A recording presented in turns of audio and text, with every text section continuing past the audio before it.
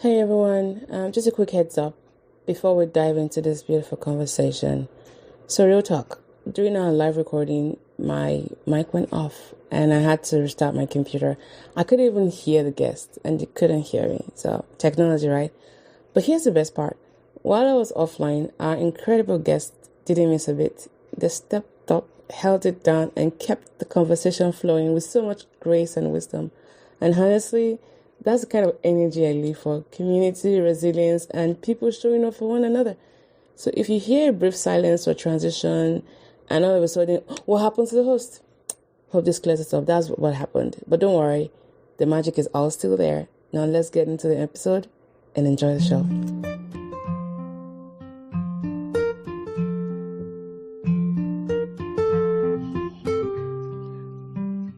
Okay.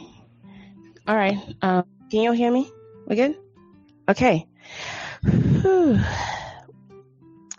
Welcome back, everyone, to the Sibyl podcast. This is a special live episode where we are just going to talk about parenting across board, especially when it comes to interfacing with the educational system. And I'm joined by a wonderful set of panelists whom I'm going to be introducing in a bit. But if you're just joining us for the first time, welcome aboard. And for those that will watch the replay, thank you so much. This is the Sibyl podcast once again, where we explore the cultural and lived experiences of Blacks, Asians, and those who love them.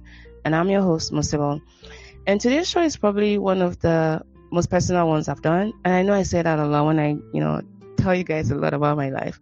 But if someone had told me that I'll be sharing this part of my story after all we've been through, I probably would have laughed or cried or maybe both. But here we are.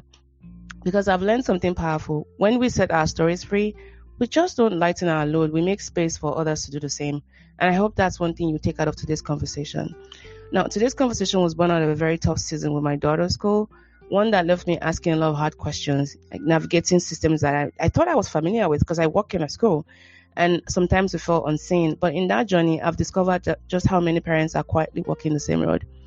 And I think it's very, very important that even though school season is coming soon, where we're getting ready with our backpacks and lunch boxes, many parents, especially in immigrant and culturally diverse families, are carrying much heavier burdens. Misunderstood children, confusing school policies. Perhaps your child is the only one who looks like them in their schools. Or there's some culturally mismatched expectations and emotional fatigue. But this show is curated in such a way that we can build support for those kind of topics, right? And before we get started, I just want to be clear from the outset. This is not about bashing teachers or about bashing anyone. Far from it. We value our educators. I'm an educator, bashing teachers, but bashing myself, so we're not going to do that on this podcast. In fact, we try to include a teacher into this panel, but schedules in online. So we plan to have her on a separate episode where we can just take some of the topics we couldn't explore today and get her perspective on it. So don't worry, I got you guys on that. Okay, so these stories are not much about blame, okay? They're about the truth. We're sharing them with care and courage to invite deeper understanding and healing. And this is the conversation I feel that many parents need, but we rarely have. This is going to be a space for us to be honest, to feel seen, to support one another. So we'll be talking about how do we advocate for our kids. We have wonderful panelists joining us today. As a matter of fact, 5 of them, moms, dad, and a developmental behavioral pediatrician. I dare to say that word 3 times without blabbing. And these panelists have been specifically curated to really give us a robust support on this topic we'll be exploring today. And they're wonderfully real people. I have interacted with them on one-on-one basis, and they're part of my village, as like I like to call them.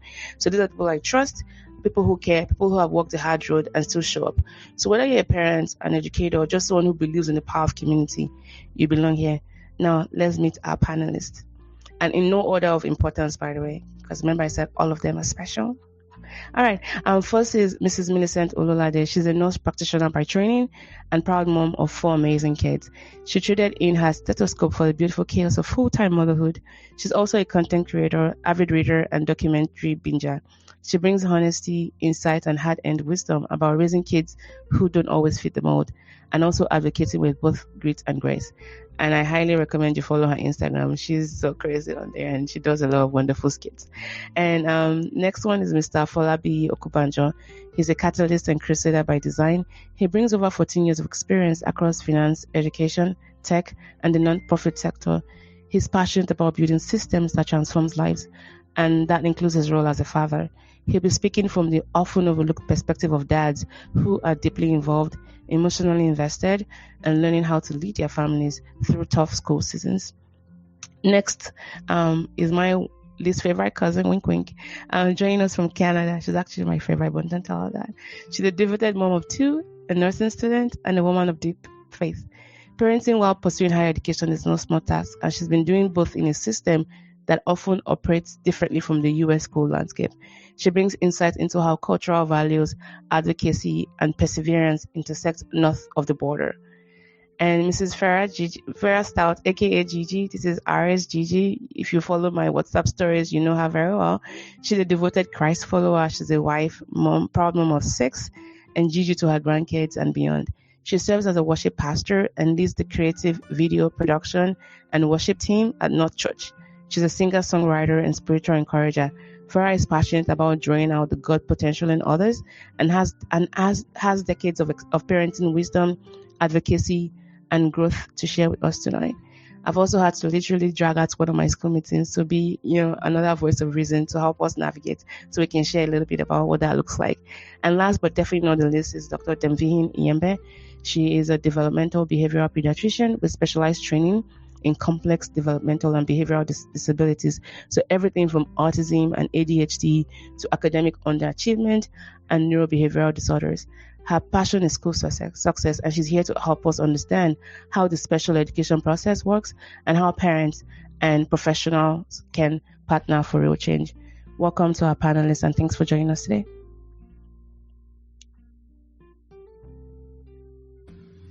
Can you all still hear? Okay, good. Okay. All right, great. So to get us started, there's something, I said there's a saying that it takes a village to raise a child. But what you don't really see sometimes, you have to build yourself that village, one conversation at a time, right? So I guess my first question would be for you, Millie. Can you take us back to the first time you realized that when it comes to parenting, especially interfacing with the U.S. educational system, you had to build your own village? And what challenges did you experience that you weren't fully, prepared for? So we really started noticing. So I went to school in U.S. public system, and then my husband's from Nigeria, so he went to boarding school in Lagos.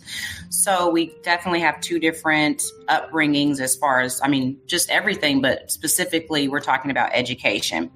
So there was a difference growing up in the U.S. So, most people that I knew went to private or public school. And then I had some friends that went to private school. So you start looking at affordability. My mom wasn't in a position to afford private school. And so luckily the district we lived in at the time was Edmond. So the schools were really great, up and coming, diversity was increasing and whatnot. So once we had children, we had to decide, do we want to do public school or private school and why? And, what's best for our girls? So all of our kids are about a year and a half apart. So our first child, our first two children were born during the pandemic. So, school wasn't an option. And then also any type of daycare or socializing at her age was also very limited. So we already thought she could possibly be on the spectrum slightly because of things that we were noticing. And so we would try to make an effort to sort of get her out. And then we started to think about school because schools were now opening to the children. And so this would be her first year going to pre-K. And so with private school, they offered like a 3-year-old pre-K, whereas the public schools offered more of a 4 to 5-year-old pre-K. And so we selected private school. It is quite a drive for us, but we knew that if she did have special needs in the future, that they would have the resources for our child. And so when we went to interview with the school, they said, if we notice anything, if she needs any form of therapy, we bring the therapy to the child. So that way they're not missing any school. You're not having to take off work and whatnot.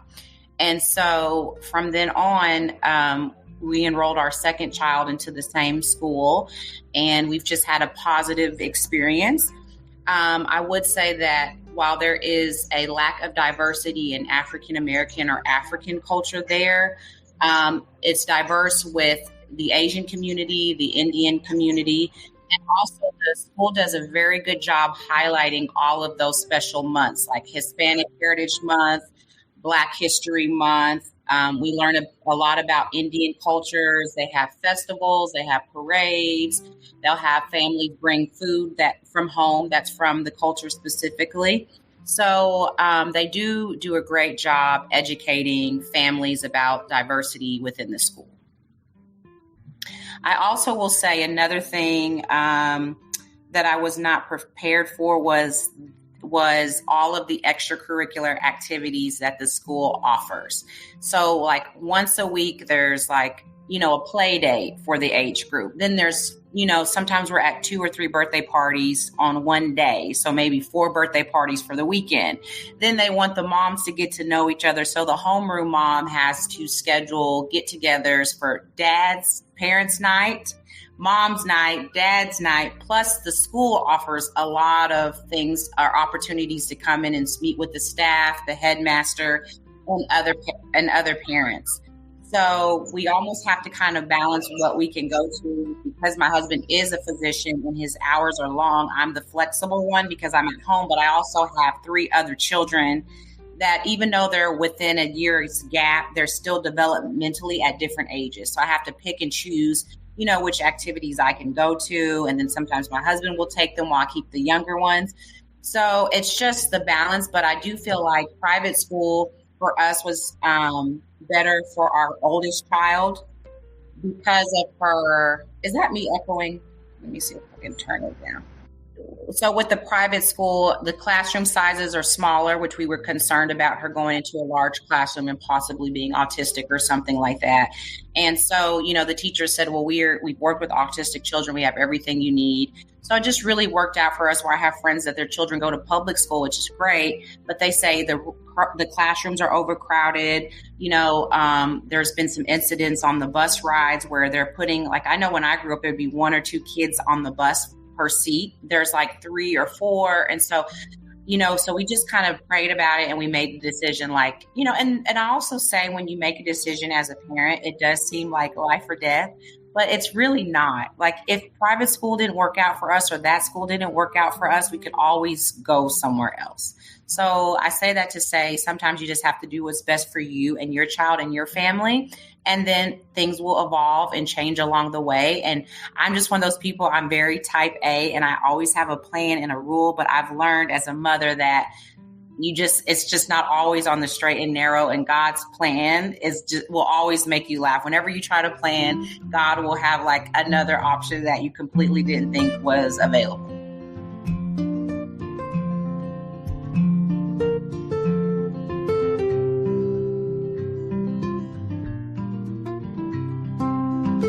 Mo, I don't know if you can hear me, but while you're fixing that, Millie, I just wanted to say, I echo what you said there.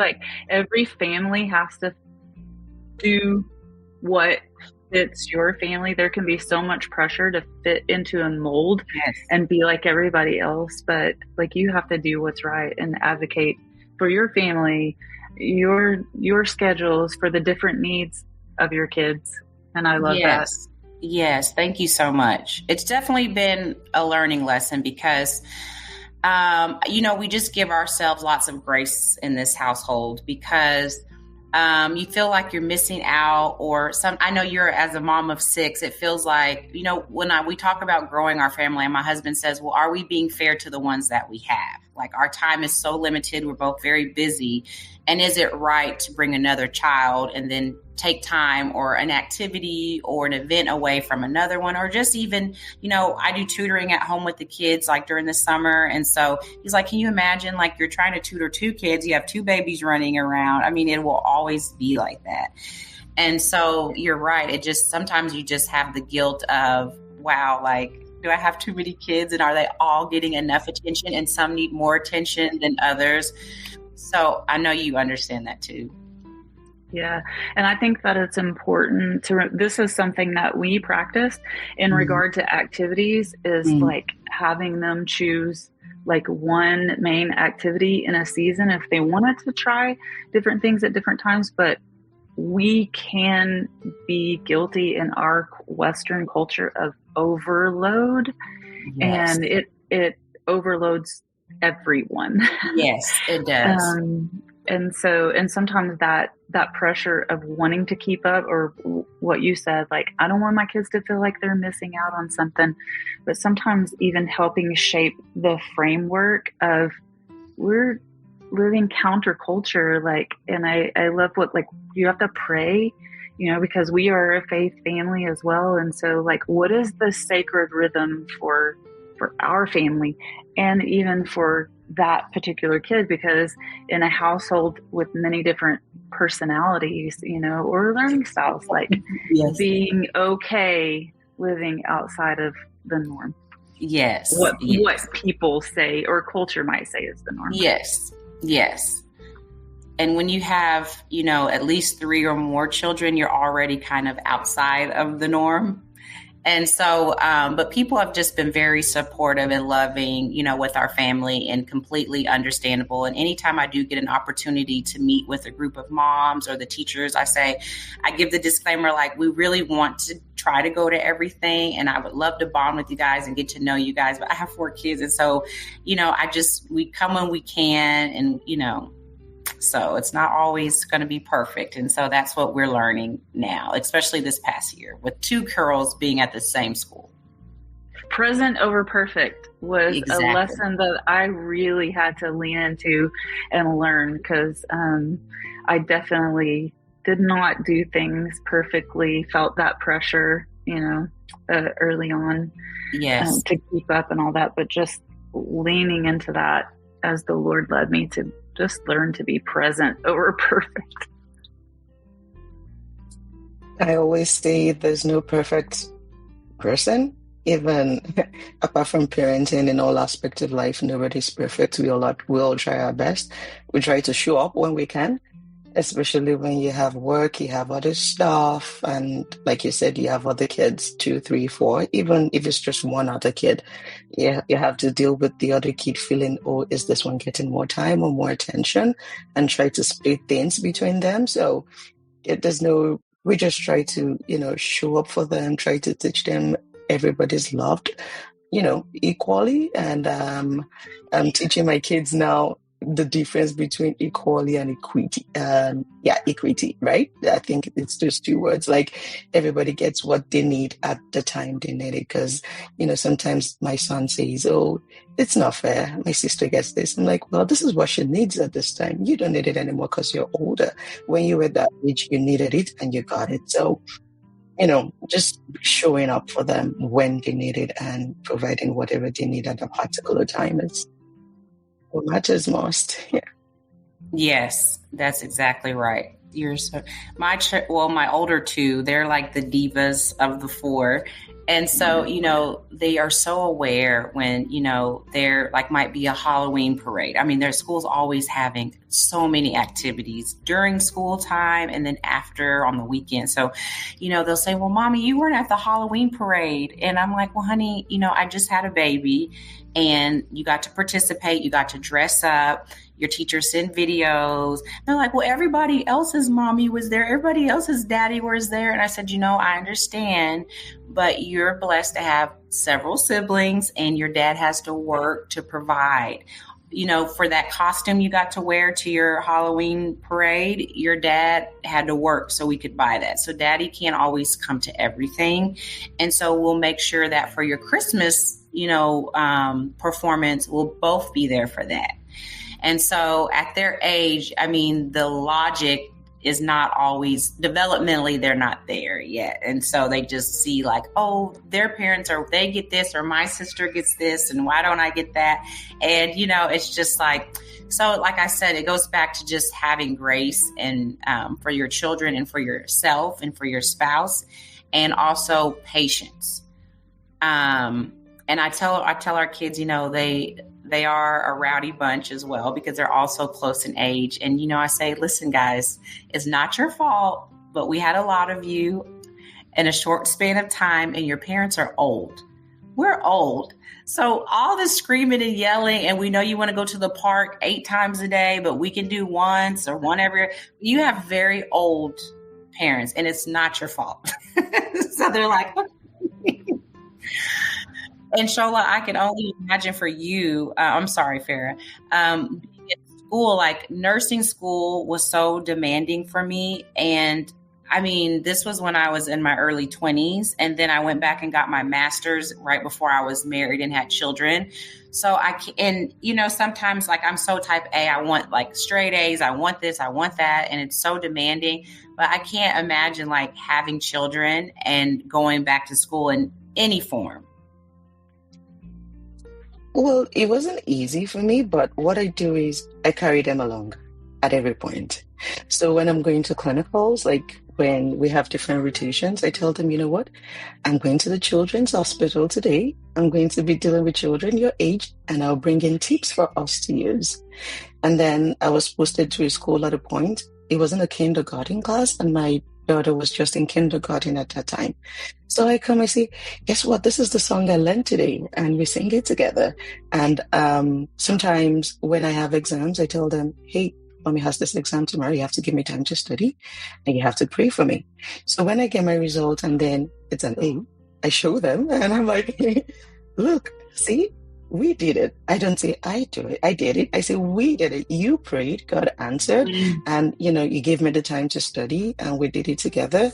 And there was a time my son always wants me to be there for every volunteer program, and I have school.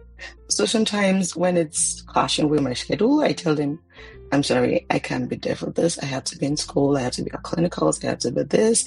And the second one my daughter had, she just finished kindergarten, and I got home early, and she was to start like 30 minutes after I got home. And I was like, so freaking tired, but I need to show up for her. It's the first time I'll show up for her. But then I know my son was going to be jealous because he's asked me like 5 different times. I've been to previous ones in previous class, but not in this particular class. So I was torn between, do I show up or do I not show up? I'm tired as well. But then I was like, okay, if I show up for her, it's going to be the first time she wasn't expecting me. I've done that for my son before when he wasn't expecting me. And then I show up in the crowd and, So I was like, you know what? I'm going to do this for her as well. And he's actually going to see me there too. So it's showing up for both of them at the same time. So I decided to go. She was surprised. She was not expecting me. And I felt good as a parent. I teared up. So now I understand why my mom cries sometimes. And I'm like, why are you crying? That was me. No.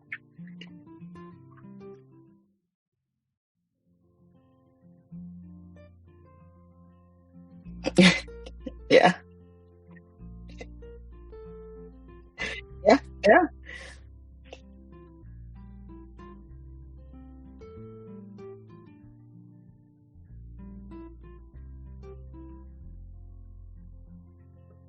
Okay. Let's hear from a dad's perspective. My perspective regarding what exactly? I think I work better when I say something to kind of go off.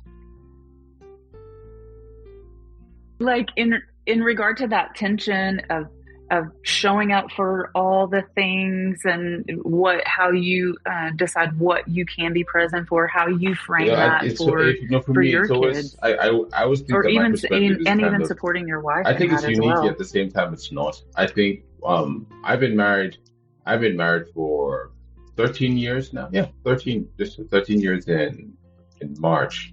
And I think from the beginning, our relationship has always been one that has had to do with a lot of traveling. I've spent a lot of time in Nigeria and the US and the UK, so I've traveled quite a bit. And I think it's put our relationships from the beginning when we had our children in terms of what had to be done and how they had to be taken care of and going to school, in terms of a case where we always just kind of work to be there for each other no matter what. It was never a case where this is one specific thing that you have to do and I know nothing about it. If you were to ask her, I probably know more about my children's just personal, like their day-to-day lives. And she tends to know a lot more about in terms of what the educational plans are. We sit down, we discuss in terms of where we want them to be, how we want them to go.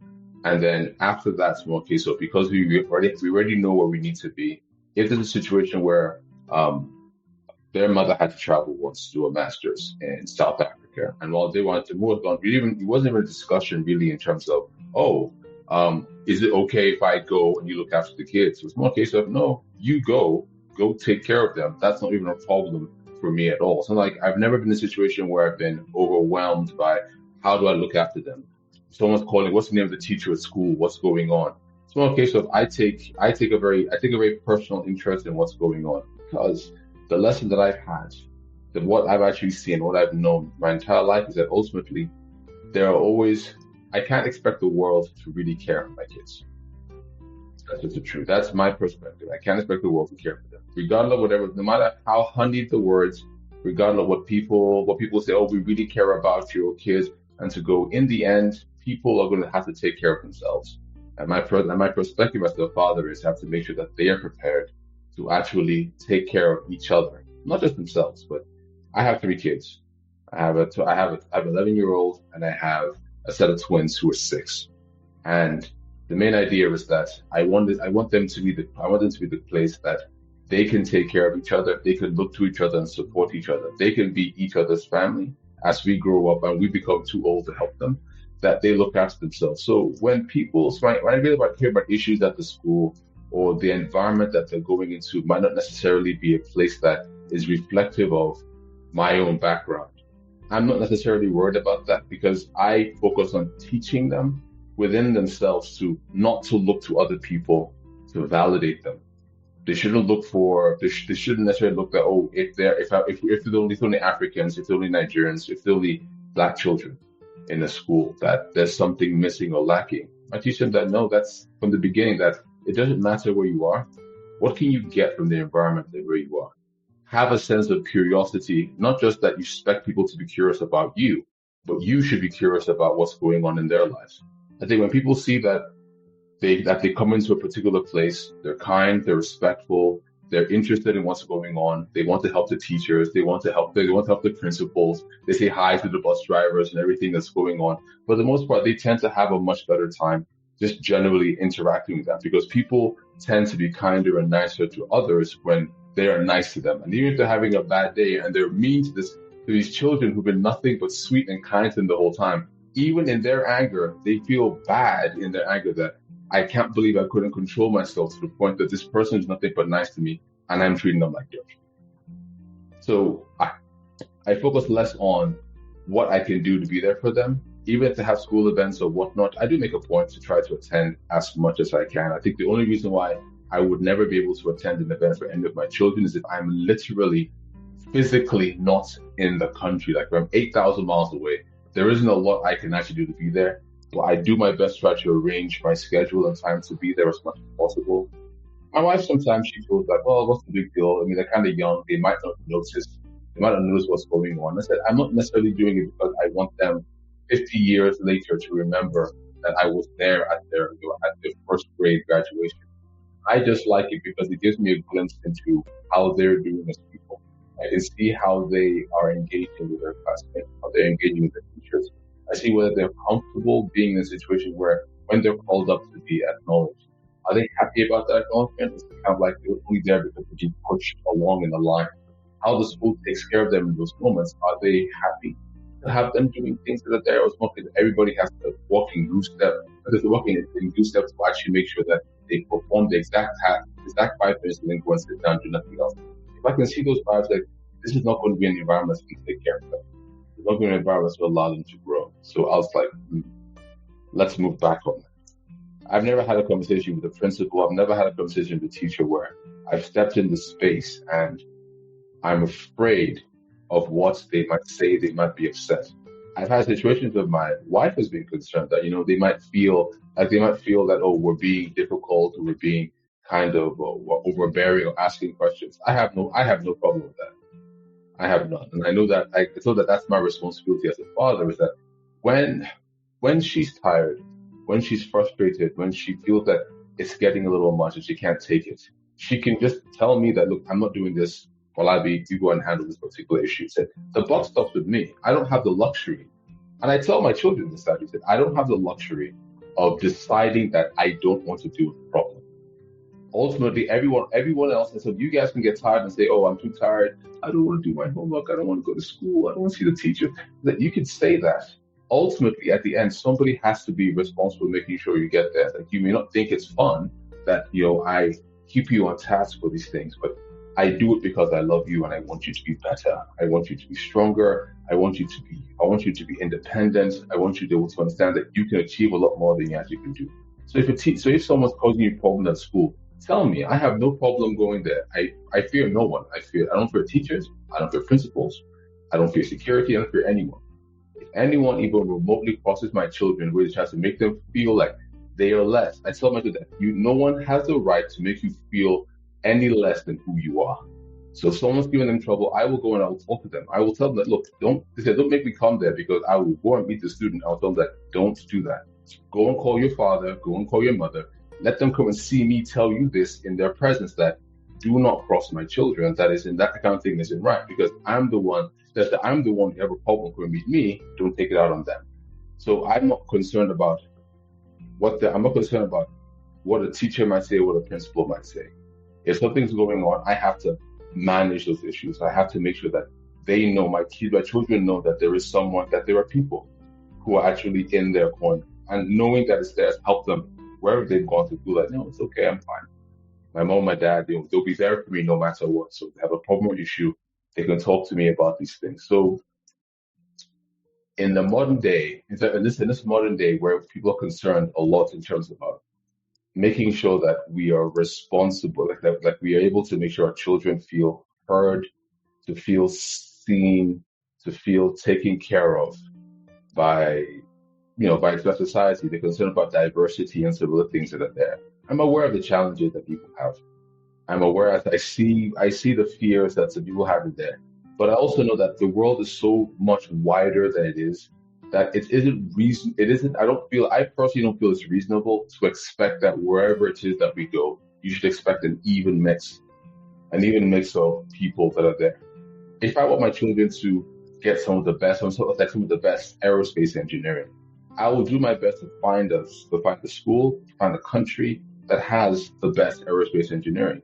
And the reality is, it's not going to be a place that feels exactly like Nigeria. They're going to enter that particular space and they're going to feel like, it's just me, I'm this here by myself. It's a strange environment. Everyone speaks a different language. People do things, people dress differently. People, if I don't speak the way that they speak, they kind of look like weird. It's like, well, yes, as you're going to this place, it's going to be you. Don't focus on how different the place is. Focus on what you can take from there. Never forget who you are. You know where you're from. You know where your father's from. You know where your village is. You know the language you speak, and you know who I am. I will make sure that you come back and never forget where you're coming from. So wherever you go, you're simply going there as a visitor. Visit, take in the land, see how people talk to you, learn how they speak, learn the things that are going on in there.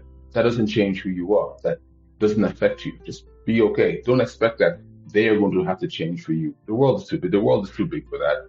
They're not going to change for you. I want you, when you're done here, to come back. Tell me what you've learned. Show me what you picked up in that particular place. Enlighten those who are at home with what you've learned, so they can take a piece of what that's actually there. And they too can get that fire in their heart that says, I think I can go there. You went there first. Yeah, you were okay. So I too can go to that place. That's what my role says. That's what my role is, to actually make sure that they are grounded, that they remain grounded wherever they go. Not that I expect that where they're going must ground them, but no, you're just going with understanding that we are just going there to take something with us, to learn something, to share knowledge, to be good ambassadors of who we can be, and then come back. Some people don't have the luxury of that, and I understand that the reality is that they've grown up in an environment where they have to fight that. They have to fight to make sure that they remember who they are. But I think it's also important to remember that it comes down to the family. It comes down to the family, to our parents, to our brothers, to our sisters, to those who are around us, to create and to anchor and to show our children that the culture that we have is one that's worth honoring and remembering. I think for a period of time, a lot of people have chased something where they feel that our culture is inferior to somewhere else. Therefore, you have to copy another culture. And the mistake with that is that it now gave some people the idea that we should abandon who we are and try to copy something else. And then when we got there and started copying this thing, we realized that this is not that great, actually. It actually kind of sucks. but we've done it for so long, we're kind of forgetting where we came from. So now we're afraid that we don't show where we belong, whether it's here or whether it's there. So in trying to find, if you're trying to raise diverse voices and trying to ensure that people have the capacity, it's like equity, equality versus equity, the statement, trying to everyone has an equal opportunity to get something, not necessarily adjusting things with an equal outcome, no matter how much or how little you put in. It's still a place where you should reward people for, doing what they need to do. They put the work in, they put the effort in, they're willing to push themselves beyond the limit. There should be something that actually should be rewarded to them for that effort they put in. And those who don't want to put that effort in, you can still get something, but just you shouldn't feel upset that it's not nearly as much in terms of what it's going to be. But you can't get that if you're not trying to focus on what you want to get at the end, but rather expecting that someone else should come and tell you what the goal should actually be. And that's my perspective in terms of managing how my children see their education, how they see what they're doing and where they're going.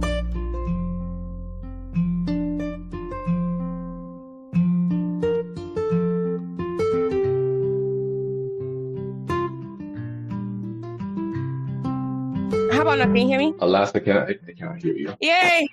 Yeah! I've been excited for the gift of hearing. I had to reset my computer, and thank you so much for all of the profound thoughts you shared, Afolabi. I think the comments have been going about as well. Thank you all so much.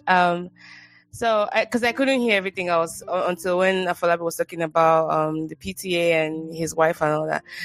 So I'm just going to ask another question, and if you've answered, you just let me know, because there's no background there. Shola, I don't know if you've spoken about your own experience. So Canada is often praised for its inclusive education policies, but we know that lived experience doesn't always match policy papers. So as someone who's, not just being a student of nursing, but also doing all these things while you're parenting in Canada, what has been the biggest surprise for you in navigating the Canadian school system as a parent? So for me, something I realized quite, I wouldn't say early, but somehow early, as a parent in Canada was when my son started school. He started school during the pandemic, and there was back and forth. But when he got to grade 1, we started hearing stuff from the teacher like, okay, he's too emotional. He'll come home crying like 4 times a day in a week, 4 times out of 5 days in a week. He was the kid who's always crying on the school bus. There's the kid who's always crying in school, and then the question is, what's going on? But we realized that at that time, there were a lot of changes happening. That was when we had a sister. That was when we moved to a new community. That was when his best and only friend moved to another province. So he had problems dealing with all of that at the same time. And we didn't understand what was going on. We just noticed it was very emotional. He started feeling, okay, there's another child taking the attention at home, and blah, blah, blah, blah. All of those things kept going on. And so we thought, okay, maybe the school was not right for him at that time. We decided, let's change schools. And we decided to, take him to a Christian private school. And I asked, we had a lot of friends there. Okay, we're trying to do this, take our son to, maybe it's going to be more balanced for him to manage him, and it's not going to be described as too emotional at that time. And my friend told me, you know what, I'm pulling my kids away from that school. I'm like, okay, hold up. That's like the grand standard. Why are you taking your kids from there? And she said, she talked about her own experiences, bullying, blah, blah, blah, blah. Okay. So we decided to try another school, another Christian private school. And we contacted friends who had kids there. And they were like, they're pulling their kids from there, going to the school the other one was taking their kids away from. So I was like, oh, okay, hold up, what's going on? So we paused. And then we decided, okay, let's go to another public school. We asked around, and people were like, no, don't bother. Don't try. It's not good here. So we sat down and we were like, wait, like Dr. I'm not sure, Afolabi said, the system cannot fix your kids. The system cannot help you. The system cannot train your kids. So I realized that quite early, that no matter where you go, private, public, Christian, non-Christian, it's going to be the same everywhere. So I told myself, okay, wait, what does my child need? And where can he actually do well? There were some schools here that has like kind of Nigeria, they wear uniform. And, when we're in Nigeria, we wanted our children to go to schools where they don't wear uniform. When we got to Canada, we want our kids to go to schools where they wear uniform. So it was like, this particular school, they have homework, they have discipline, they have all the things we want. And then I looked at my child. My child is not someone who will thrive in a place that is extremely firm. And I said, if I take my child there, I'm going to break this boy. That's not the right place for my child. So I decided, okay, where you are, we're going to stay there and we're going to work things out, because there seemed to be a better community there for him, with friends, with neighbors, with stuff like that. And I realized no matter where, academically, spiritually, physically, morally, you have the responsibility to teach your child. No school will. No other parent will. Nobody will. So we decided, okay, it's going to go to school. Even when we ask, okay, you have a birthday party, who do you want to come in your school? And they end up coming with just one or two people. And I ask myself, didn't you have friends in school? And I realized the friends they have are the friends we as parents have, and they play with their kids. So what exactly are they doing in the school? When we say, okay, they're going to school for interaction, for, communication, are they actually getting that? And I stepped up as a parent, like, okay, you know what? I will do that part for you. Whatever support you need. Academically, I'll get that extra support for you. Whatever you need spiritually, I will be there for you. Get that support for you. So the system is there to help you, but the system, you had the foundation of your children in every aspect. So that's what I realized with the system here. Oh, wait. Yeah, I muted myself. I've just been giving you guys a little panic attack, so sorry. Thanks a lot, Shola, for that. And I was taking a lot of notes as we were talking, especially for reminding us what our roles are as parents. And I have learned from you, especially in how we can fill the gaps. Because I think coming from Nigeria as a parent, when I was in Nigeria as a student, it was a different experience. And it took me a while to kind of snap out of it. Like, we're not in Kansas anymore. Like, teaching here is so different, back home. And I got to experience that because we had to pull Ari from school temporarily while we went to Nigeria last year to get our baby back. I was born through surrogacy. And the way they taught, the way they take care of your kids, they will hardly call you to say, hey, your child has a fever or your child is not. They deal with everything. Sometimes I'll go back and I'll be like, tell me how she's doing in school, like trying to fish out information. And they look at me like, ma'am, she's all right. I'm like, is she disturbing? Is she so active? They're like, yeah, she's active, but all of them are. And she's not even the most active child we have, by the way. And, I would do that many times. And after a while, I had to just snap out of it. Like, you've just been burnt out by this, US school system, because it's a different kind of system. Not that there's anything wrong with it. It's just different from the context we have, right? And I think for a lot of immigrant parents, we have to make sure we adjust our expectations and also fill in those gaps. Now, there are some teachers in some schools that I've heard that they really helped they were very helpful too. My friends have shared some experience with the teachers they've had that they went above and beyond, but those teachers are not the norm. They're quite the exception. And I don't blame the teachers. You go to a public school, my daughter's classroom, one teacher to 25 kids. How? And you have a child who is very extra and colors outside of the line. Of course, that child is going to be the trouble child because they're not kind of conforming in line. But it's not the child's problem. It's a system that's already overwhelmed, right? So I feel empathy towards the teachers. But as immigrant parents, we need to try and fill in the gaps. Extra lessons, maybe providing support for your child, finding out what those gaps are, but also making sure that your child's confidence doesn't get eroded along the way.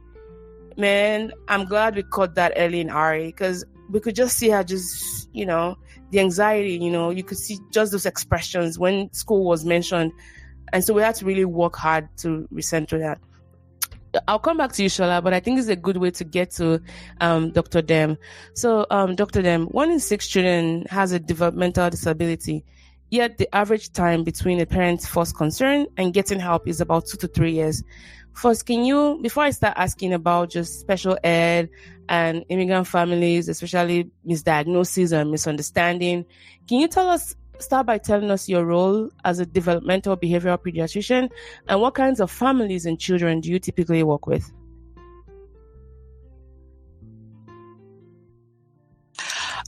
Okay, so I primarily have patients that have been referred by their general doctors. Developmental behavioral pediatrics is called DBP, because even me, I cannot say it's that long, right? Dev Peds development, but the behavior part, just remove it because it's too many words. But Dev Peds basically as a fellowship. So I did a fellowship after I did my general pediatrics training. In terms of, and that's about 3 years to do that. In terms of the number of fellowship trained practicing developmental fellowship trained doctors in the US, we're less than 1,200 in the entire country.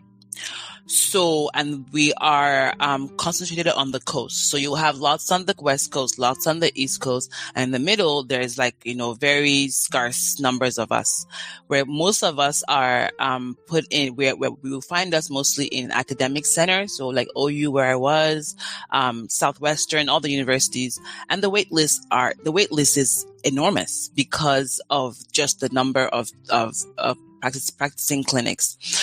But now because general pediatrics has become you go in for a 15 minutes appointment. It takes 15 minutes. They won't spend more than 20 minutes on you.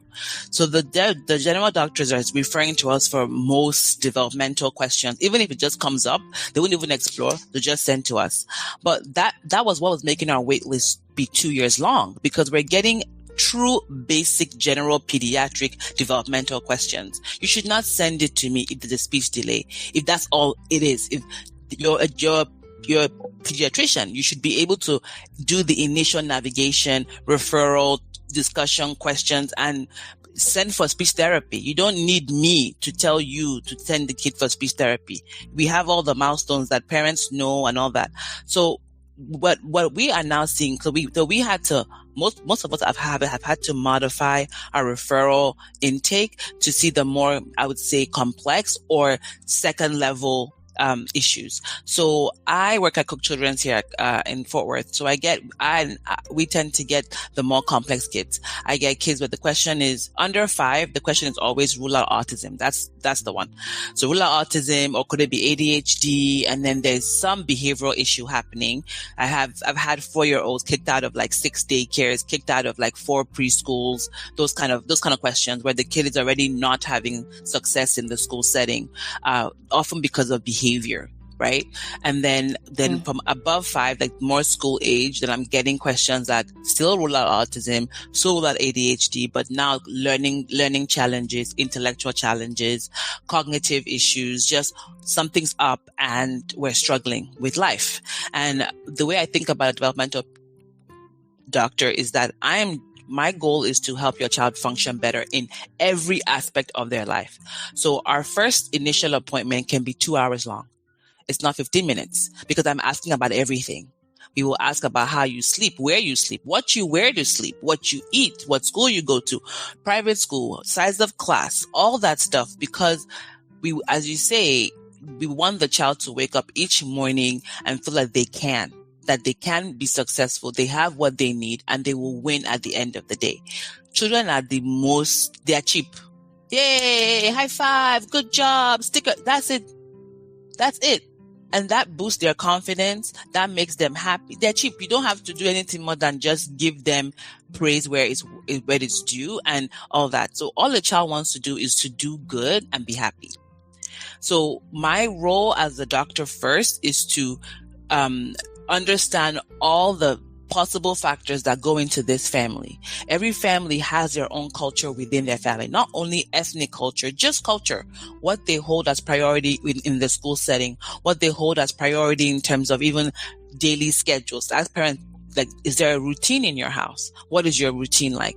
Or the demands of that family.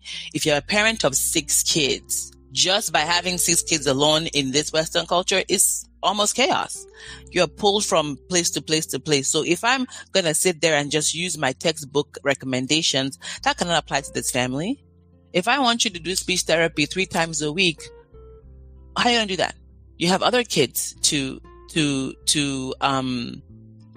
take care of. So my job is not only to understand, okay, this child's like challenges, strengths and weaknesses. Okay, their challenges in the context of this family, in the context of their school, in the context of their dynamic, everything, and then help the family pick our battles. Okay, let's focus on this today.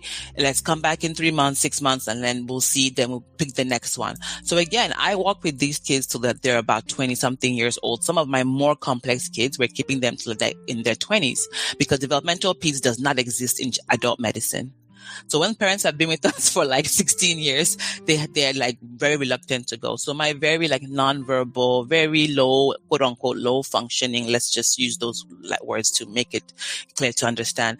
We hold them as long as we possibly can, because the transition is exceedingly hard. And so I'm seeing autism, ADHD, learning challenges, genetics conditions that cause developmental delays in what way. And as I said, my personal passion is school success, because our kids spend most of their day in school. When they're home, they're playing, and then they're asleep. So most of their active, constructive day on the school term is in this place that we are not in. So we have to understand what is happening. I try to educate my parents on how to better move in that circle, but also how to understand where the school's limits are. So Mo made a good point. Everybody made very good, valid points about different aspects, and I agree with you. And I want to add to that. So first things first is, yes, you are the foundation as a family of how this child enters the school setting and understands what is expected of them in that setting. And you also add your values. Whatever values you hold about educating, learning, school structure, I'll answer question Millie in a second. You set that up from the beginning, right? Then you pick Shala, Mo, this banner, I cannot see. I want to make sure I get people's names correctly, so I can't really see. Okay, no problem. There we go. Thank you. I can take it down. Shala made a point about trying to figure out what setting, private school, public school, Montessori, all that stuff, right? But she had to take a step back and look at her child and look at what their abilities are, her family, what they want, and then take that decision from there. So, as you said, there's reviews for everybody. Everybody has a review, an opinion on this school, this teacher, this place. You have to sit back and look at what it is you feel first, this child. If you have a more emotionally reactive child, a little bit more sensitive, just an empath, let's use that, right? Instead of sensitive, then you have to understand, okay, this child may not do well. They need some firmness, but not rigidity. So this teacher, this setting, do I feel like this will work for my child? And sometimes you can only get that to about 80% of what you like.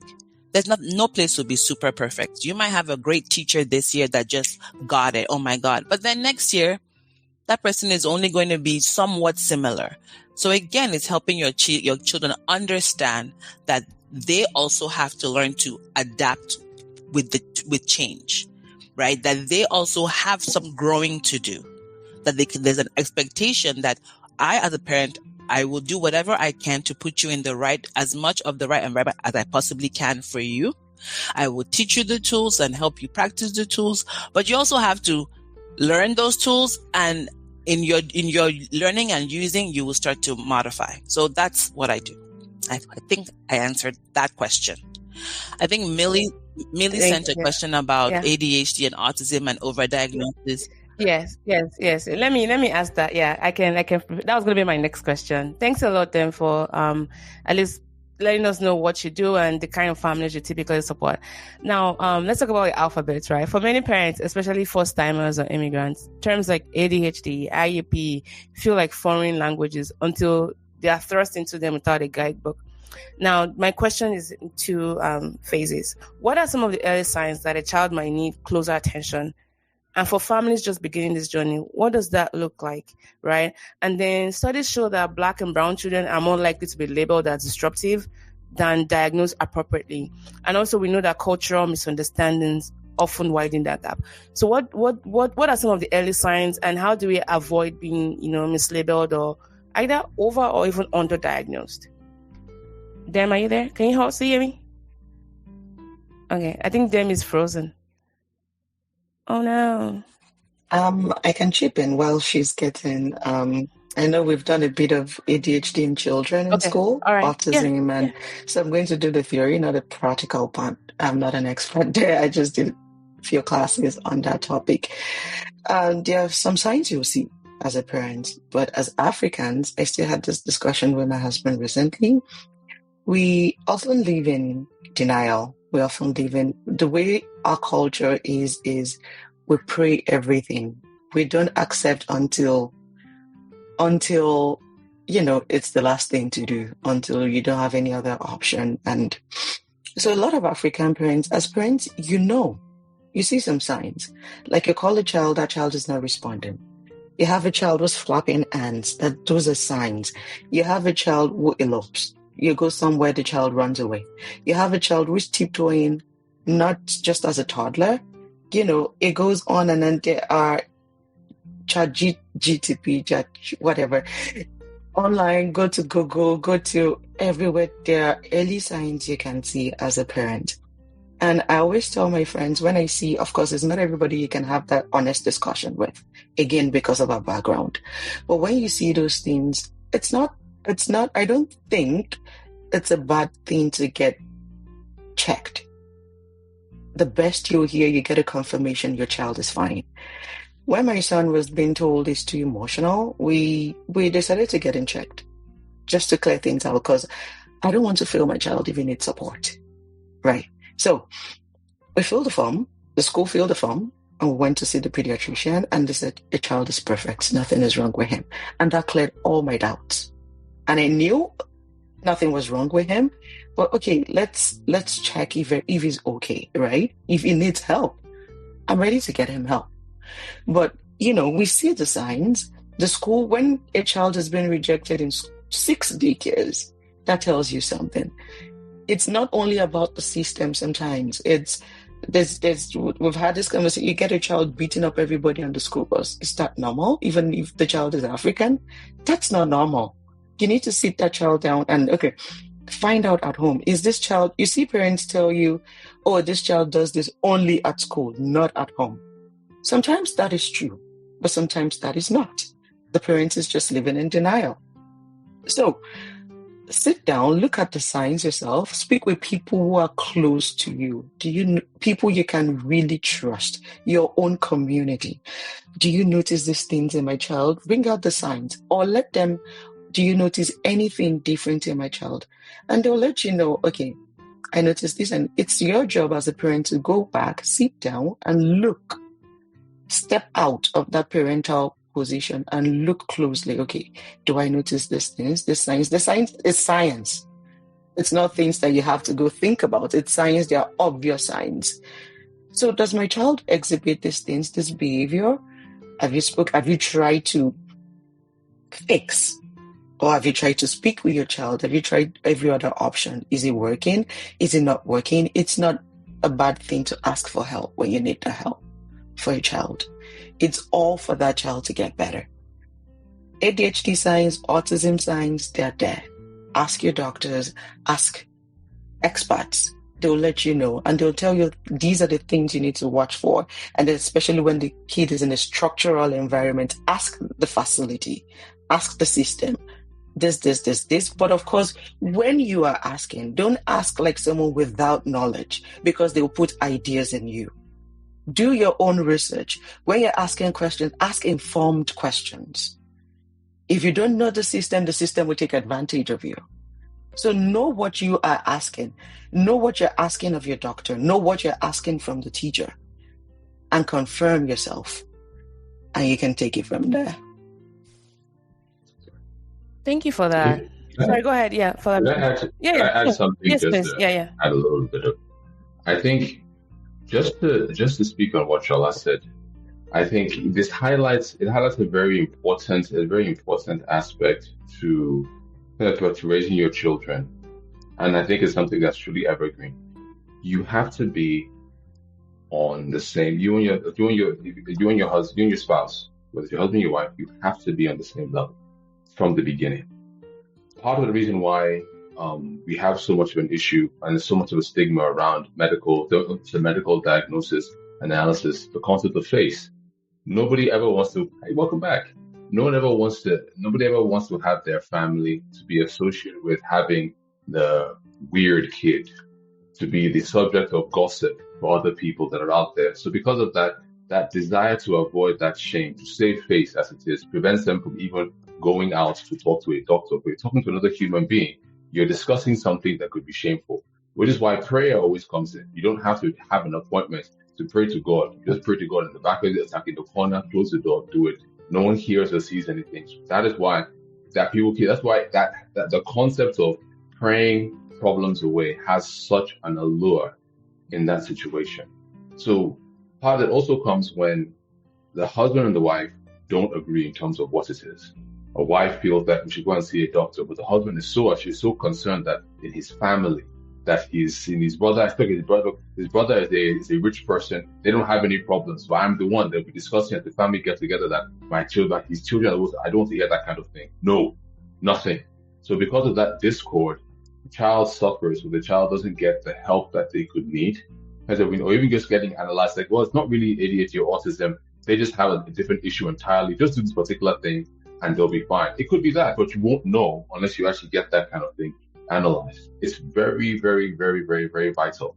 It's something that my wife and I promised my wife from the beginning when I married her, like we will always move in sync no matter what it is. So when we face a problem, face an issue, if there's something that needs to be done, my wife knows almost instinctively that she will never get any flack or pushback from me in terms of what it is, which allows us now, okay, this is not an issue. We need to do what needs to. We need to make sure that what our children need.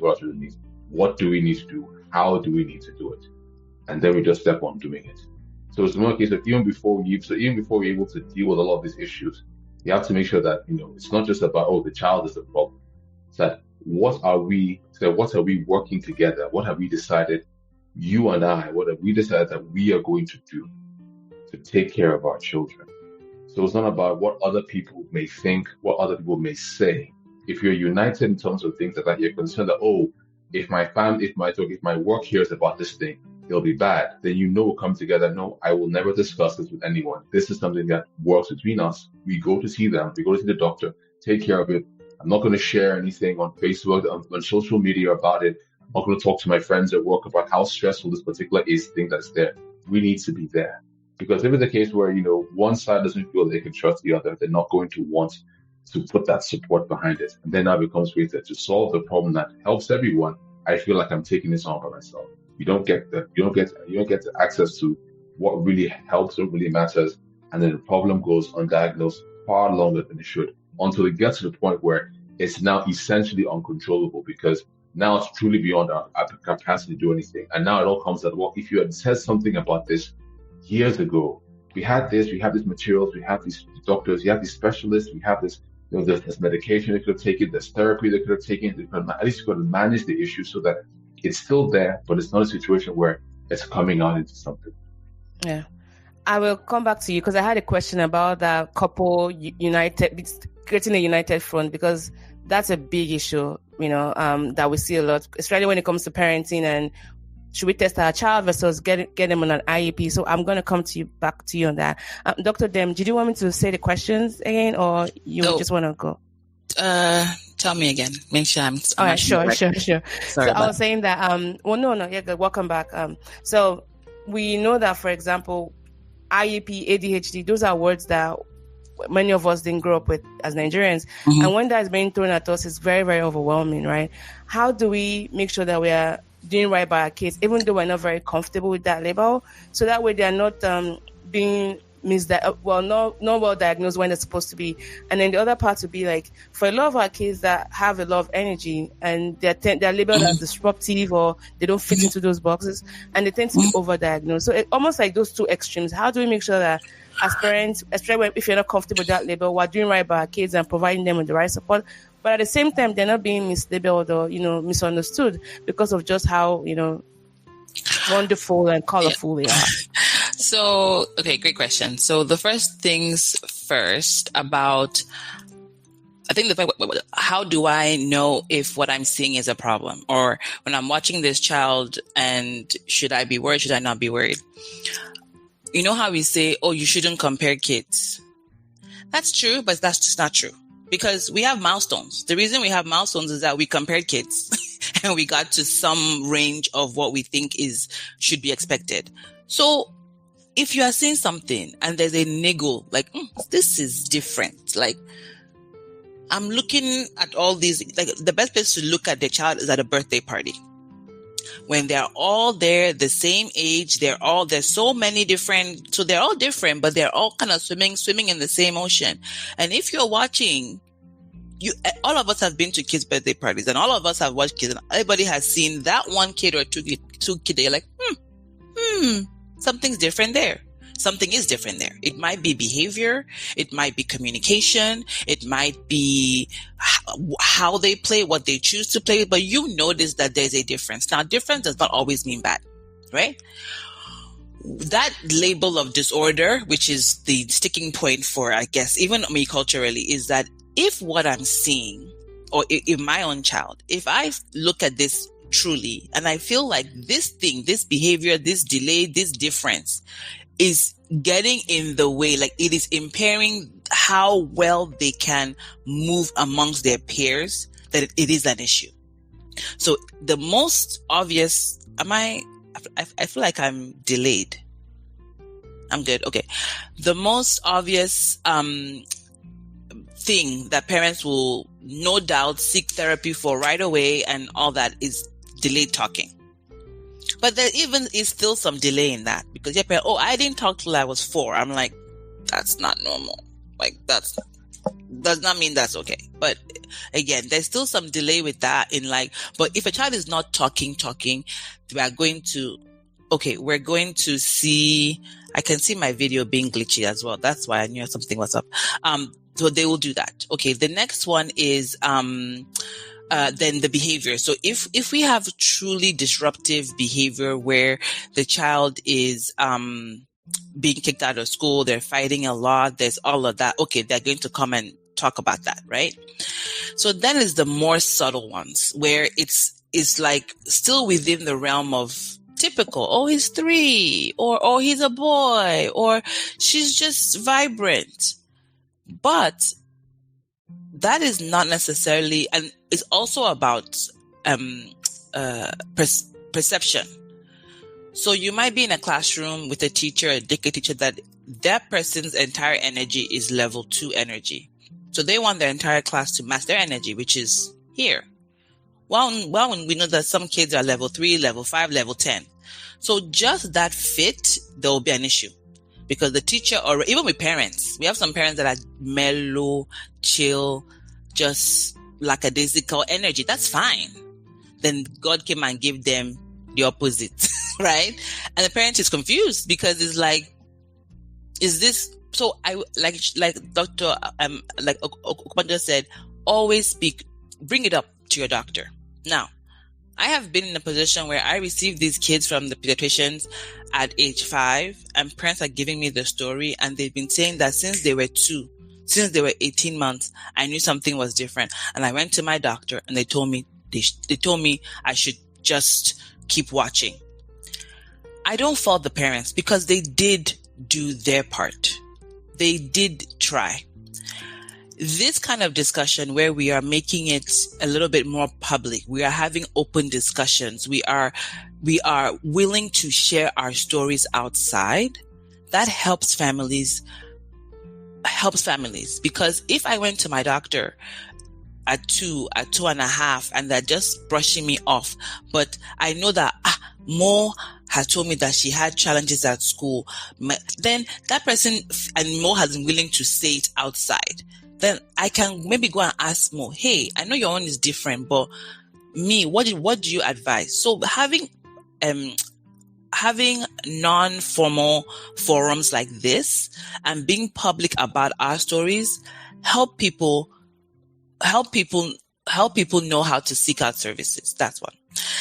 Then I tell families that as Mo made a point, the U.S. education system overall is a little hampered by a lot of things. Like, one, we don't necessarily, I feel like as a Nigerian, and Nigerian myself, grew up in Nigeria, raised in Nigeria, there's a way that we don't have the same sense of community in the US, like I would say we have back home. So at home, I can be disciplined by anybody, and my parents are not. They're like, that's correct. Discipline her if she did something wrong. Yeah. So my teachers, my aunts, my neighbors, if they see me doing wrong, it is well within the community to hold me to account, right? In the US, I feel slightly different, and that's just where we live, right? Okay. So the teachers are also a little hindered by how they can engage our kids.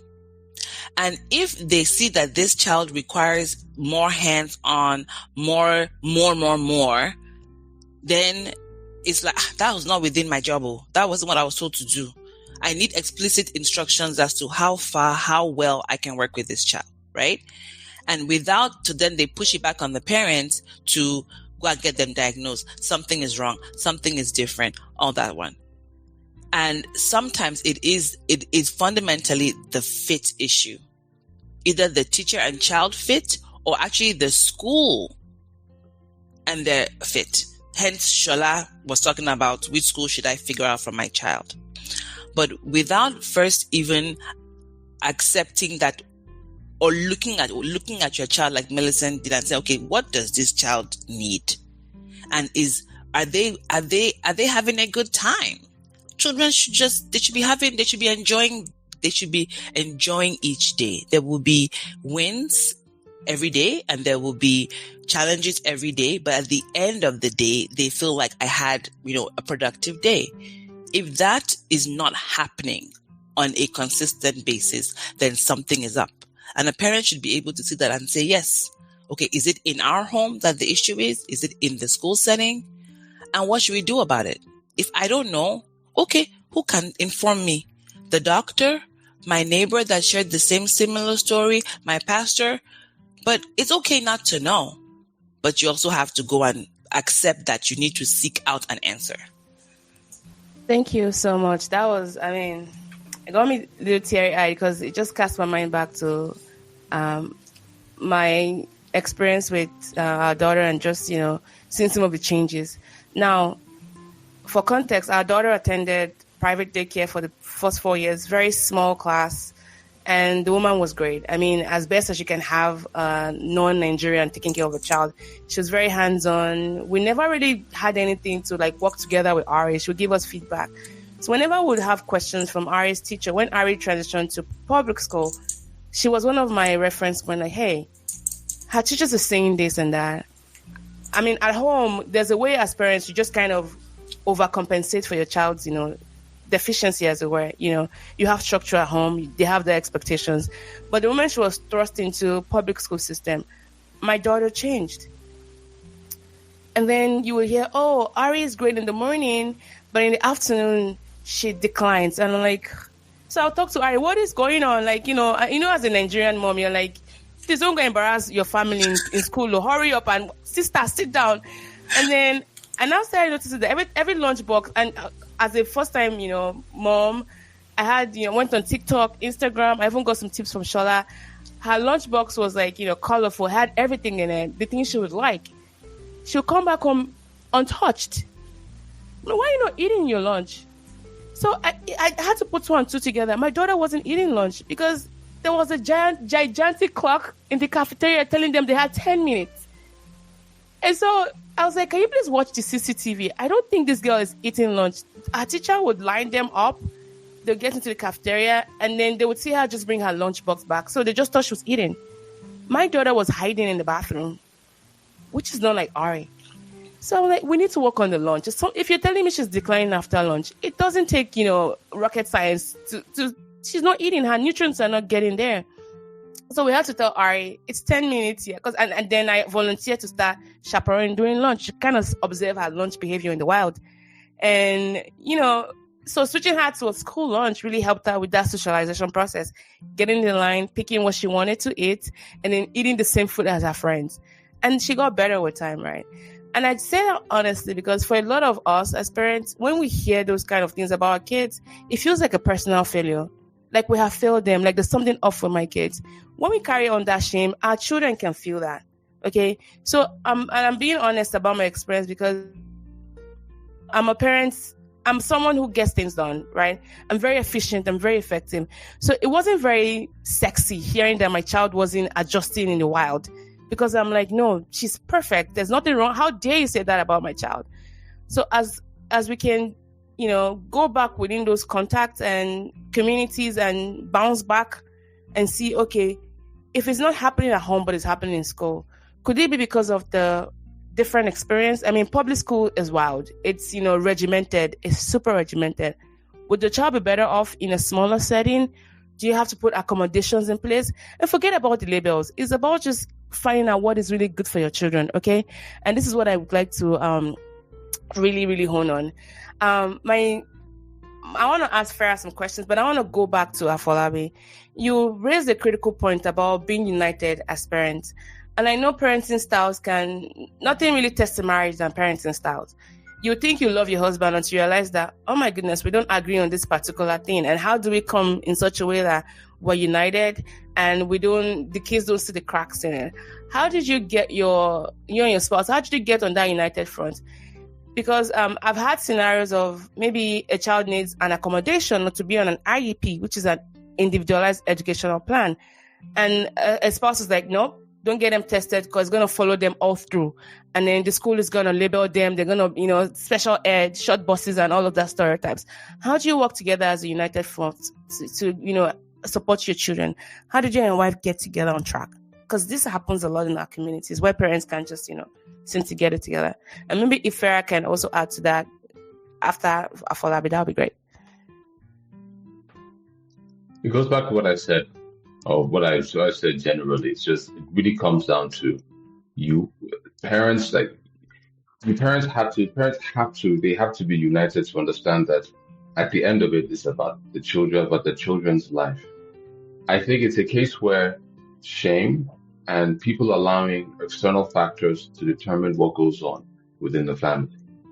It's the reason why it works for me, the reason why I think it works for us in that situation that is there. Okay, so by default, I've seen enough growing up that I made certain choices to ensure that I would always ensure that my children are always going to be central to what needs to be done.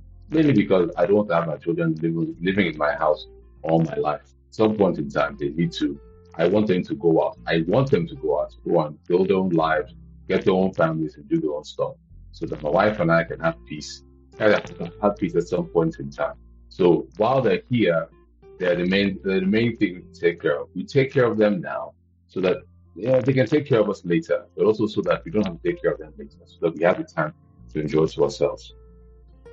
It's not about, I think it's there's no stuff that gives people the idea that parenting has to be like an equal thing, and in all aspects of parenting a child, that it must be 50-50, otherwise it's unfair, and then the spouse doesn't get it. That if my husband isn't doing exactly what I'm doing to the exact amount, we measure it down to that particular point in time, that he doesn't care, just dumping everything on me as the mother, and it's not doing this. And the father may feel that, if I'm doing all this time, we have to divide all the tasks equally. So I do all this stuff, and if she's not doing a particular thing that's actually there, then she's failing them, and that's a problem.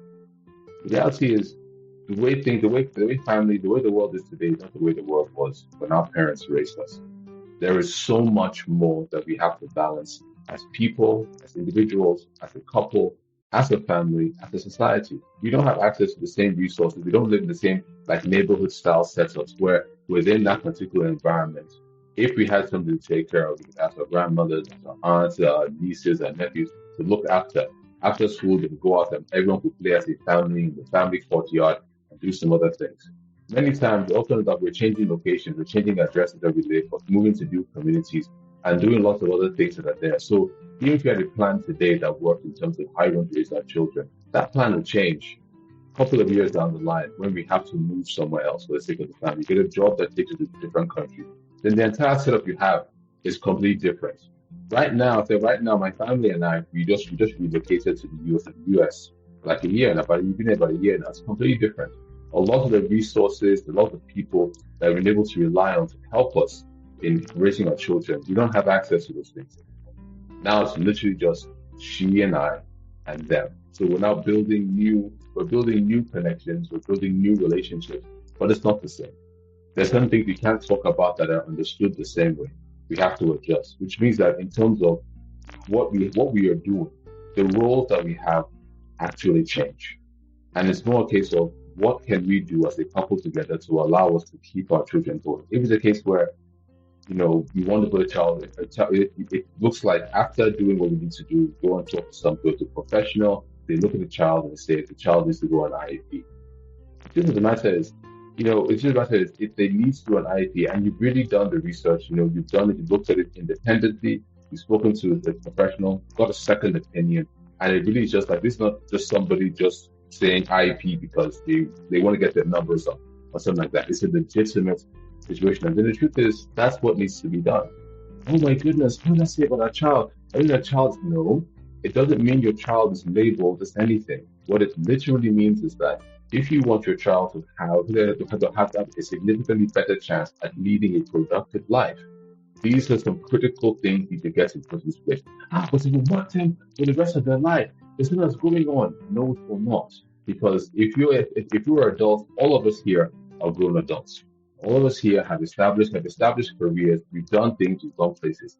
And I can bet that out of everyone that's here, I know that in terms of what you thought your life was going to be when you first started in school is not how your life is right now. Where you are in the field that you're studying in, what you're doing and the roles that are there, it's not a one-to-one exact path of what it was. There is stuff that you thought when you were much younger, mistakes that you made that you thought are just going to permanently change your life forever. And it's like, I'll just be living in fear, and it has not come up. The truth is, the fear that we have today, that, oh my goodness, the shame, or the quote unquote, the shame or the fear of these things that are there, it feels intense living in the moment. But if we do our jobs right as parents, and we do our best to get our children to grow as much as they do and move on, no one's really going to care. No one's really going to care. And that's just the thing that's there. It's like, it feels hard now because sometimes you can't help but feel like it's a personal failing as you as a parent, that my child has issue means that we did something. That, maybe if I partied less, or maybe if I didn't, drink that one, the one Bailey's Irish cream that one day, something might not happen. Try to create all kinds of, ridiculous ideas to try to take that responsibility on yourself. And because it'll come out that way. No, it's not.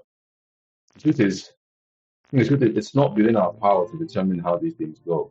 It is within our power to make sure that we can provide the best, to give the best, and to not let the outside world determine or make us feel bad because of the hand that we've been dealt. The world will only know about the hand we've been dealt if we are going around complaining about what we have to other people. I don't complain about the challenges that I face. I don't complain. I don't complain to other people, and I don't encourage my wife to complain to other people when she has a frustration or whatnot. If she wants to complain about something, she can complain to me. I have no problem sitting down and listening to her and let her vent. And no, I will never blame her that this is what's going on. I think it sucks. It'll be better. Things will get better. As long as we are together, as long as we're moving on this stuff, we'll go forward. It's not about going after, this is just a difficult thing. I don't know why this happened to me. Complaining about why it happened to you will not change the fact that it has happened. The only thing we can do as couples, but as couples for our children, is not to make them feel bad. Which is why, in terms of the comparing thing that Dr. Kadem said, I think that was interesting because the truth is, comparisons exist. I think I've always taken that statement to believe that you shouldn't tell your children or make your children feel like they're inferior by directly and comparing everything that they do to somebody else. This person does everything better. why can't you just be like this particular person? That's terrible. Because in that situation, then you're telling the child that, who they are as a person is lacking and inferior, and they should alter who they are to be like somebody else, without understanding that other person you're comparing to, you don't know what they have given up to actually be very good at what they're doing. You don't get something out of giving up something. The people who are, there will always be a child in the class that is smarter than you, smarter than yours. No matter how smart they are, that someone seems to just get these things. But you have no idea what they're going on, what they're doing at home, what their parents struggle with. It's just that their parents, as a united front, say, we will never let anybody else know what's going on, or ever let anyone think that our child has a problem. We will deal with this, and we'll work on this ourselves, get them the training that they need to do, get them the assistance that they need to get, and just let them be the best that they be.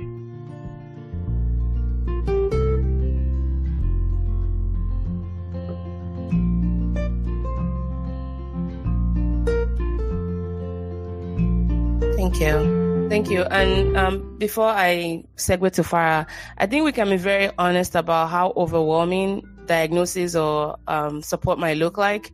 But it's okay to feel that way. But when we carry shame about it, it can color how we see and also how we treat our kids. And I had to work on my own journey with that. Now, it's true that some challenges will fade with age, maybe will change with environment, but others can become more pronounced. But that's the power of early intervention, right? It gives your child a fighting chance in a world that may not always be kind to that kind of difference. So please, parents, seek that help. It doesn't hurt to just have them assessed by a trusted provider. What is going on? We're hearing these reports. We don't think it's, our child, but can you help us, and how can we support them? And if you're not hearing the right things, find another provider. But if you're hearing the same thing over and over again and you're still struggling with it, maybe you need to sit down with yourself and ask, why am I, carrying this, resistance in me? Because your children need the help if there's something to be helped with. Now, Farah, you are Gigi, and you held my hand literally through many of these moments. I mean, you've seen the tears roll down my eyes as I walk away from the school, and you've helped me utter some words that, I couldn't share during the meetings because, the overwhelming nature of it. Now, with 6 children, I imagine you didn't get used to a one-size-fits-all approach, right? And each child probably came with their own rhythms, struggles, and strengths, and you had to balance it all. Now, how did you approach parenting your children as individuals, especially when one struggled more than the others? And when did you decide to step in, and when did you let them learn on their own? And what can we learn from all of that? Not an easy question at all, because growing up in our home, when you have 6 kids, it's already been kind of stated or alluded to earlier.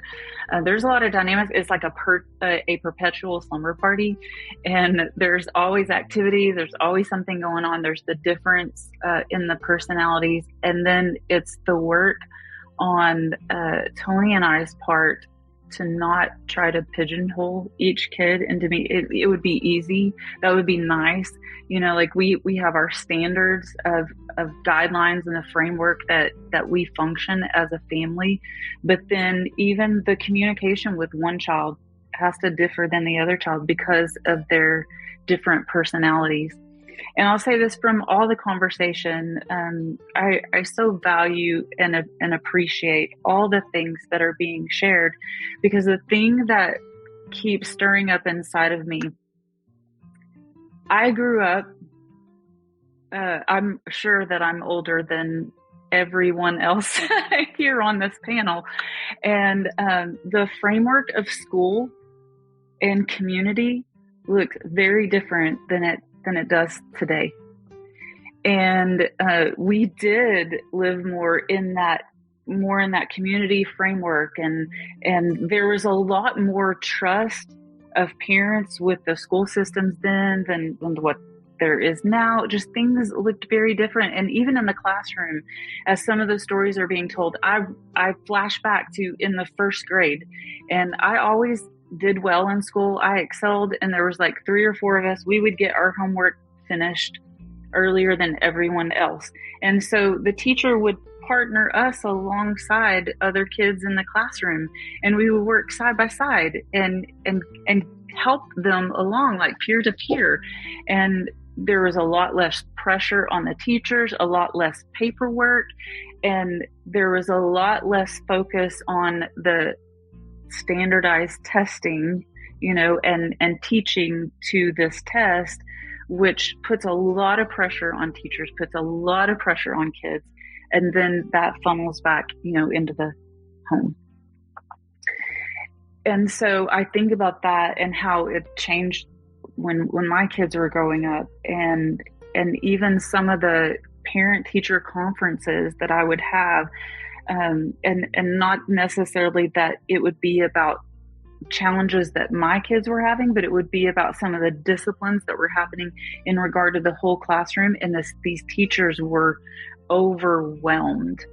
And it's already been stated, like the ratio of teacher to kids. And I think that it's even gotten more challenging in a classroom for these teachers. And I have multiple friends that are teachers, and they see much of the framework and the dynamics that has already, been shared of what they're navigating and dealing with, and what some of those responses were. And so we really had to lean and trust on the Holy Spirit in regard to discerning and even listening, being very attentive to hear like the scope of what's happening. Because I can tend to be, based on the framework that I grew up in, if there was something going on and the kids are like, I got in trouble at school, I'm like, okay, what did you do? I'll be the first one, like I'm going to stand with the teacher first. And yet this is my kid and I want to have all the facts. And so, learning to really listen and slow down. We can live in such a rushed world and wanting our kids to measure up, wanting, things to hit at a certain level and them hit markers, and just that pressure to perform. And we also want control. As much control. And I was even thinking about a book that I read more recently called The Cost of Control. And I've recommended that book to a lot of parents because it is, part of our that framework and that internal struggle. There is this separation worldview, which is counterculture to what God wants us to have, that connected. And so we're all like fight for ourselves, defend, protect, and we can live life so guarded, which puts us one against the other, the kids, and the teachers against one another, administrators against one another. And really the work is us coming together as a community and sitting down and hearing one another and seeking to understand. It is not a perfect system. It wasn't a perfect system when I was in school. And while I feel like it was a better system, in many frameworks, yet there are many things where there's been advancement. And we all have to be willing to sit down and work together and not against each other. But often what I see is there's this pressure, there's so much pressure from the top side coming down. And I don't want to get into a whole, everybody can have their own views in regard to that. So I don't want to get into that side of it, but I just feel like we've put so much pressure on each other for things to be a certain way. And if it was a different leader, this leader would do this, and a different leader, this leader would do that. And so what was said earlier is like, we have to show up for our kids and be their biggest advocate and listen and hear and learn, and not try to pigeonhole kids, everybody into the same framework. I remember conversations that we had, Mo, in regard to Ari, and I'm like, she's not. It was just like my youngest, my son. Like, they're not that standardized. Stick them in a chair and sit all day. They need that movement, and he needed. In order to learn, he was a very social learner. So he was always getting in trouble for talking, in classroom. But that was the way that he learned, was in this social environment. And yet we want to pigeonhole kids. You come in, you sit down, you be quiet, you work on your stuff, you get it done, and then we'll move to the next thing, and we'll move to the next thing, and we'll move to the next thing. And even in my work, I need a mind break, and I need to get up and move around. I need to get up and move my body. Well, when I was in school, we would have a 10 to 15 minute break in the morning. We had 30 minutes to eat our lunch, and my kids in school, they had 10 minutes, and then we had recess that automatically followed. So if you ate really quickly, you got to go out and have recess, and then you came back in, and then you had another recess in the afternoon.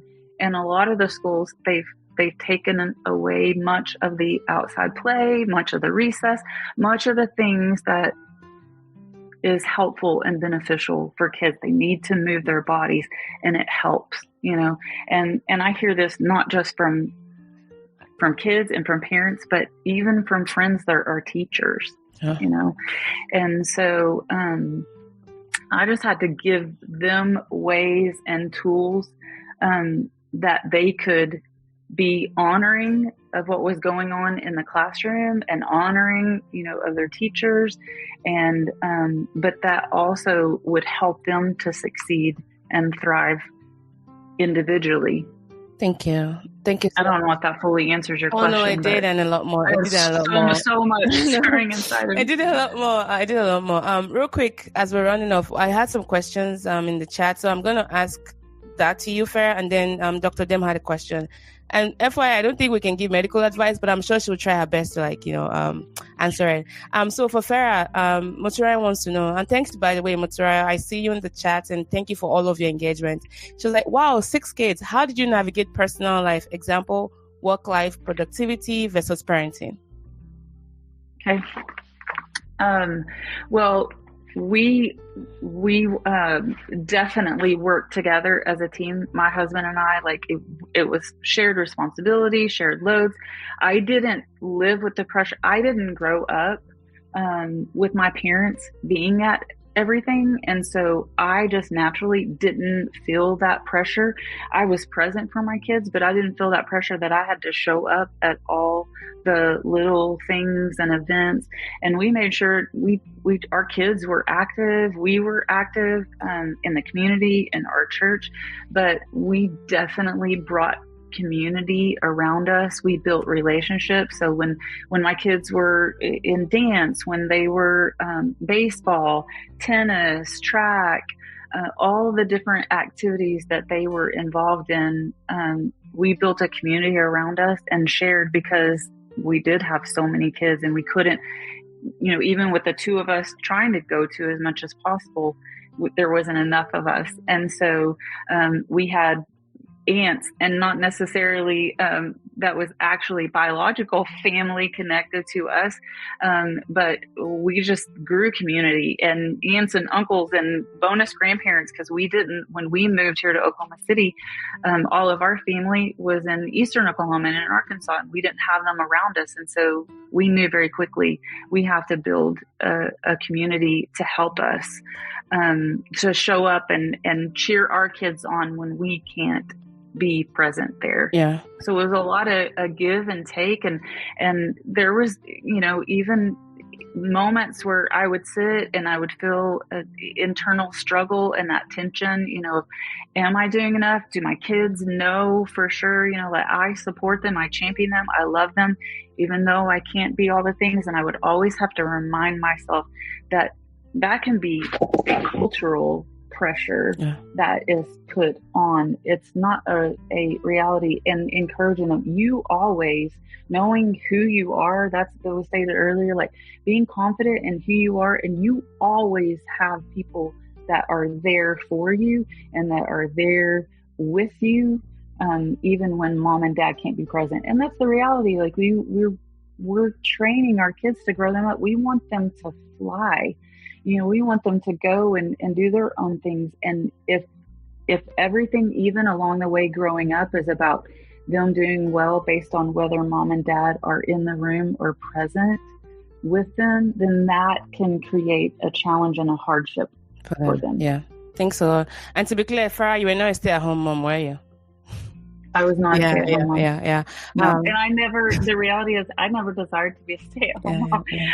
I had plenty of friends, that did, but it was not something that, One of the questions came in like that. Matura, you had a question about parenting style.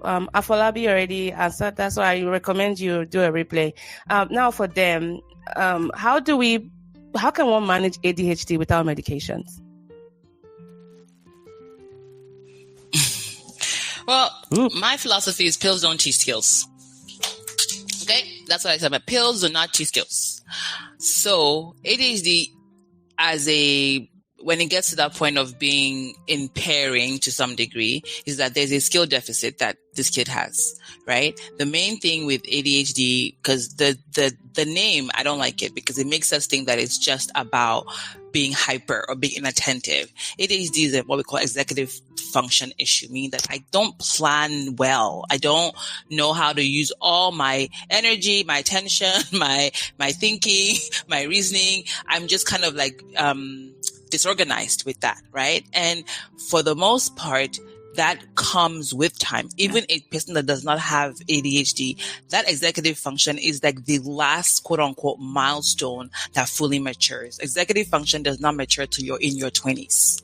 How do I figure out now I have to, today before I jumped on this Zoom, I went to the grocery store and I was like, oh my God, damn, you have 45 minutes. And I have ADHD, undiagnosed in Nigeria, until I came to America and realized, that's why they kept telling me she could do better. She talks too much. But I went through med school, undiagnosed and unmedicated. I feel like I could have been Einstein if I got on my meds early, but that's just me personally. Shaking up to them. But anyway, so meds are not the only answer.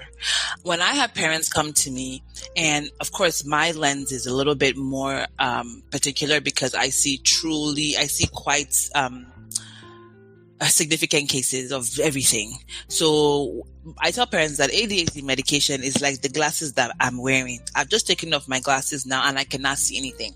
Okay? I can see that there's things on my TV, but everybody's face is gone, right? I can't read any text on my screen right now. So if I can work hard without my prescription, I can squint, come closer, put lots of effort in. You can get by that way, right? But that's a lot more work that you are now expending. You're not efficiently using your energy and your skills to access, to engage, right? I put on these glasses and now I am better able to work. But if the glasses are Mo's prescription, might not be appropriate for me. If it's my sister who is legally blind almost, definitely not appropriate for me, right? If I wear her glasses, I'm going to have a headache. I still cannot see, and you haven't made my life better. So the prescription has to, whatever your meds you're giving, has to truly be what is effective for this child. But okay, now I can see better or quote unquote engage better, but what you're giving me also has to be within my capacity. As an ADHDer in my 40s, right?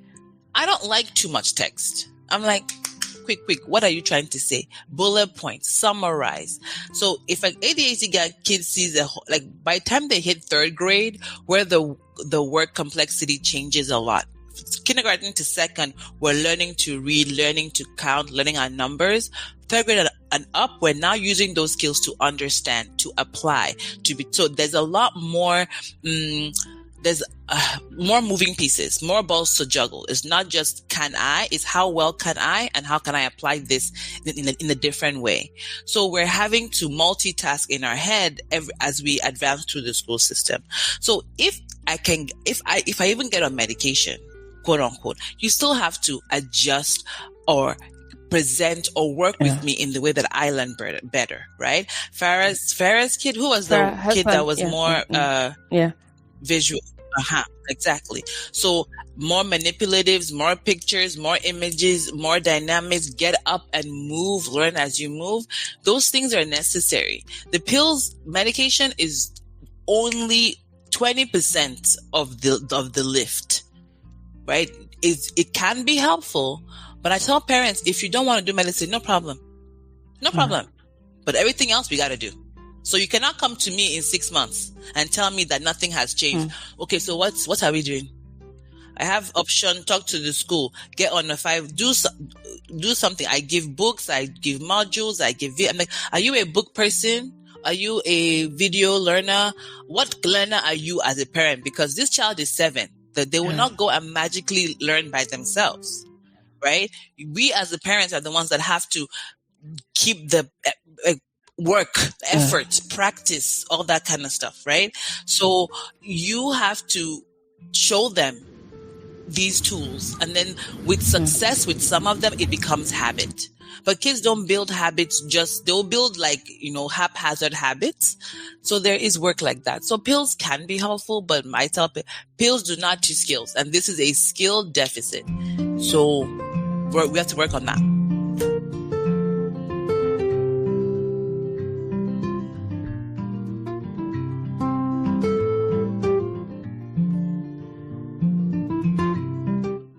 Yeah. And I totally just love all of your responses. Even as a pharmacist, I'll say pills might end up being the easiest way out. A lot of work is just from some of the skills and all of the support you need to know. Like for our daughter, I know that one thing, time blindness. If I'm in a hurry, I cannot put that pressure on her. So I have to give her like 40 minutes to get herself ready for school. So what does that mean? I have to get up early and help her get ready. If I'm in a hurry and I put that on her, we're not going to get things done. She's not the kind of child who's going to sit down for 3 hours. We do private tutoring for her right now. 1 hour, she's done. You ask her 1 + 1, she's going to look at you. I don't know it. She knows it, but she's just after 1 hour, she's done. So I'm not going to say, oh no, you have to study, because that's how I was taught in Nigeria. We don't have screens. And even the screen issues, my daughter has been used to using screen, as a way of entertainment, but in school they use that for teaching. So having to bring that all round and be like, no, this is not a play tablet. This is a work tablet. That has been a struggle.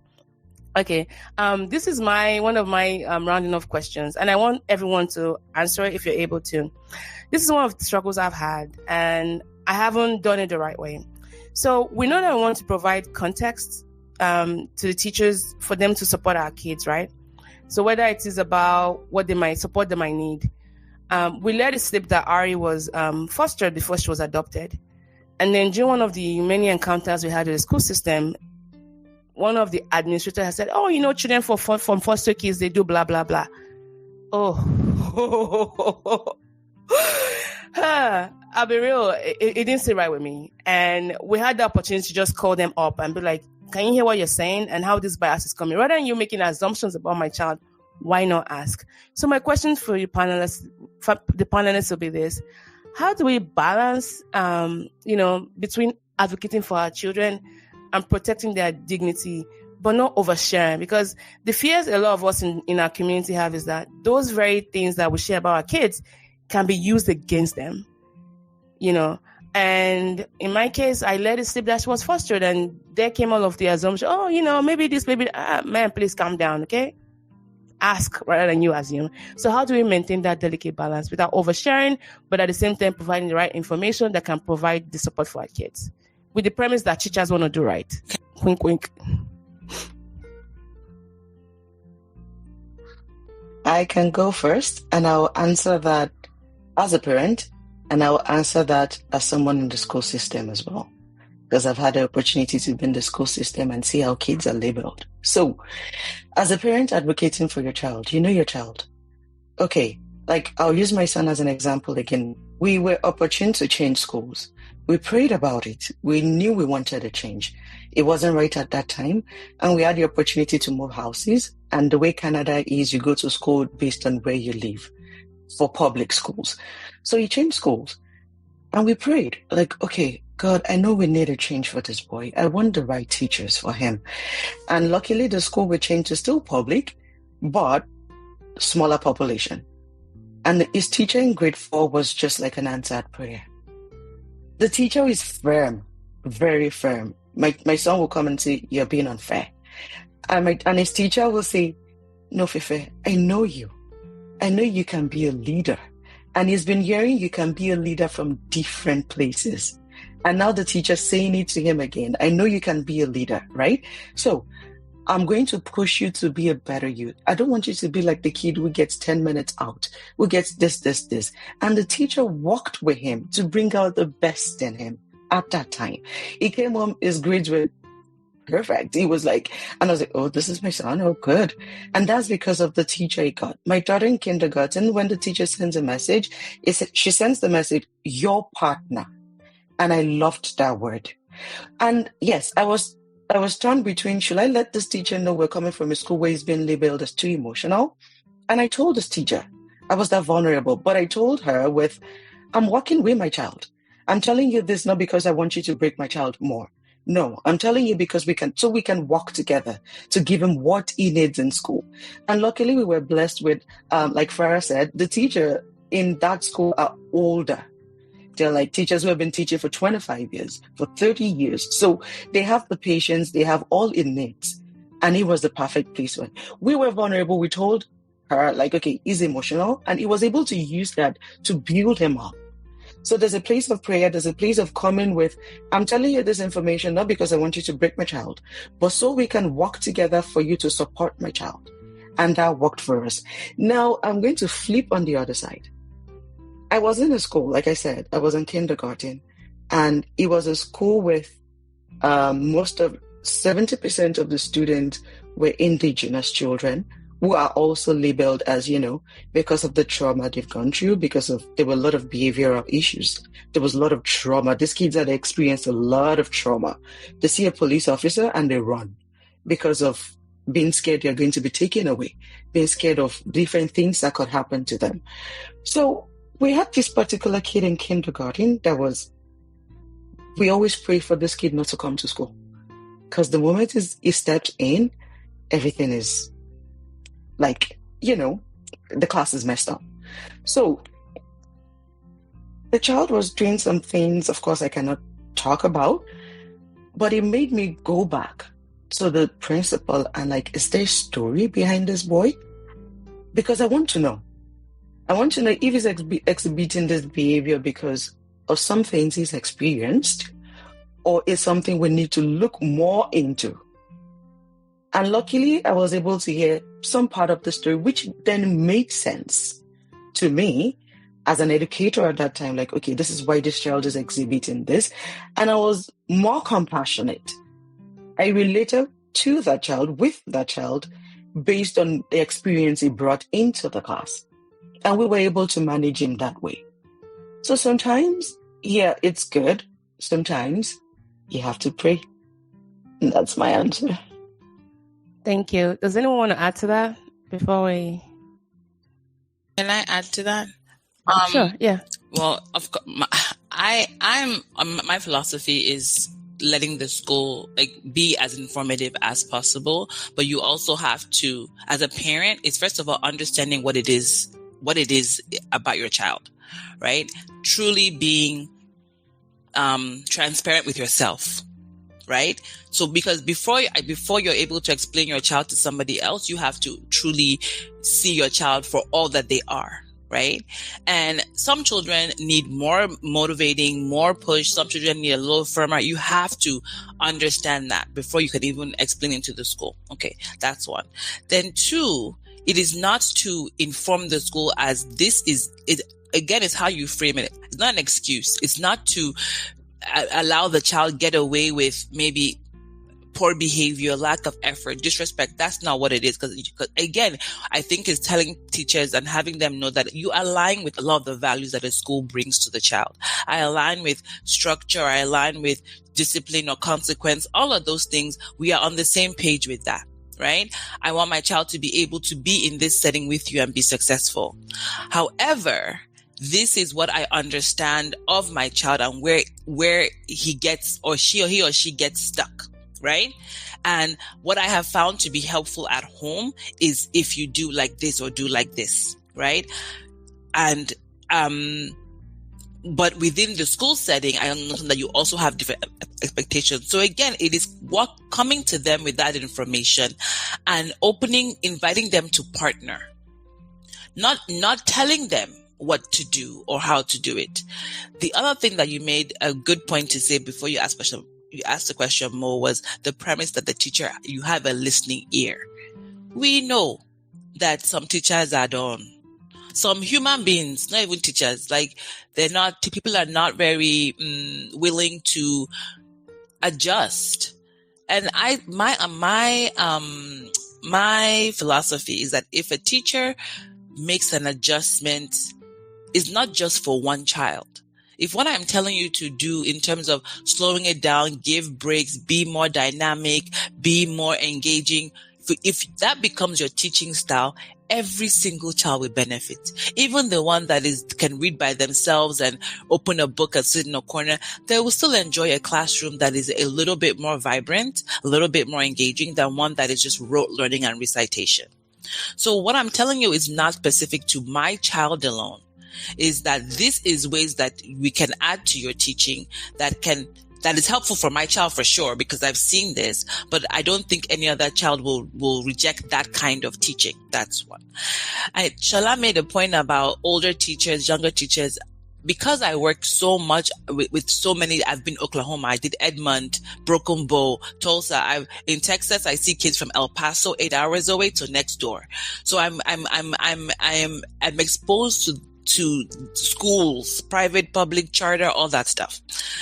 I have found no consensus as to which seems to be better. My current feeling is my older teachers are actually more burnt out than my younger ones. But my really, really young teachers don't quite know what they're doing either. So it's like, what do we find? Experience is what we need, but it all depends on where. So it truly is understanding the education system that you are in your country, in your city. We are in Texas. Texas is it's a whole different ballgame. Oklahoma and Texas are similar to each other. I guess maybe the size of Oklahoma and the homogeneity, I would say a little bit, Oklahoma makes it not as complicated. Texas, I think complexity is the point. There's too many moving parts in Texas as a whole, and education system, I see it in that way as well. There's a point in Texas that they say independent school system. And that independent is a very Texas thing, because it means that we are independent from anybody else. We will do things the way we want to do them. It is in Texas that I came to that I saw that every school district's IEP does not look the same. Completely different. Oklahoma, I was proud to say that they all actually follow almost a very similar format. Texas, I can move 3 inches apart on a map and it's like a different tools, different writing, and they really stick on that independent school district. So I cannot forcing us. So understanding where you are and what is applicable and what the culture of that school or that city is, to know where to put your effort and rallying together. Some parents are not good at, or they're not comfortable, or they don't have the skills yet to, how do I push? How do I advocate? How do I make my voice heard? There's a mom in that school that can do that. She's been doing that for a while. Go and meet her. Partner with her. Because numbers will get you there, right? If you feel like you are not heard, one parent, by the time you have 15 parents banging the same drum. I had a mom that went to the the school board meeting that happened to be I think the news came that day. So she had been ringing this drum for a while. Autism child delayed, but not as bad as you would think. But they were just kind of shifting the kid back and forth. She happened to be sitting in that. She went for every school board meeting and stood up and spoke, and it was televised. And there's no way that the school district can now cover, because it is out in the public. So if me as a mom, I'm too shy to do that, I will stand behind her. I will sign a petition. The mom that is speaking says, I have with me on this paper 20 other families that have signed and said similar things, and we were seeking an audience. So now you have 21 voices or more. So that's how I say to speak about your children in the school and how to navigate that issue. I hope it helped. Thank you. Thank you. Now, as a wrap up, I'll have you all just maybe go around and just share one more thing or concluding thoughts so we can just do an outro. I just want to say thank you so much. This has been so good. I've been getting a lot of DMs and commentaries. They loved all the things you've shared. Even the ones that are not parents yet, they've taken a lot that they can, use in their future journey, which is so wonderful to hear, because this is what I'd hoped the panel was going to be. So thank you so much for giving us so much more. So as a way to just wrap it up, I'd like for you all to just go around and just maybe share some final thoughts. Yeah, sure. Mo, thank you again for having me today. As a mother of 4, my oldest is 5. So this panel has been so informative in so many ways. And I know, as your children age, your situations or circumstance also change.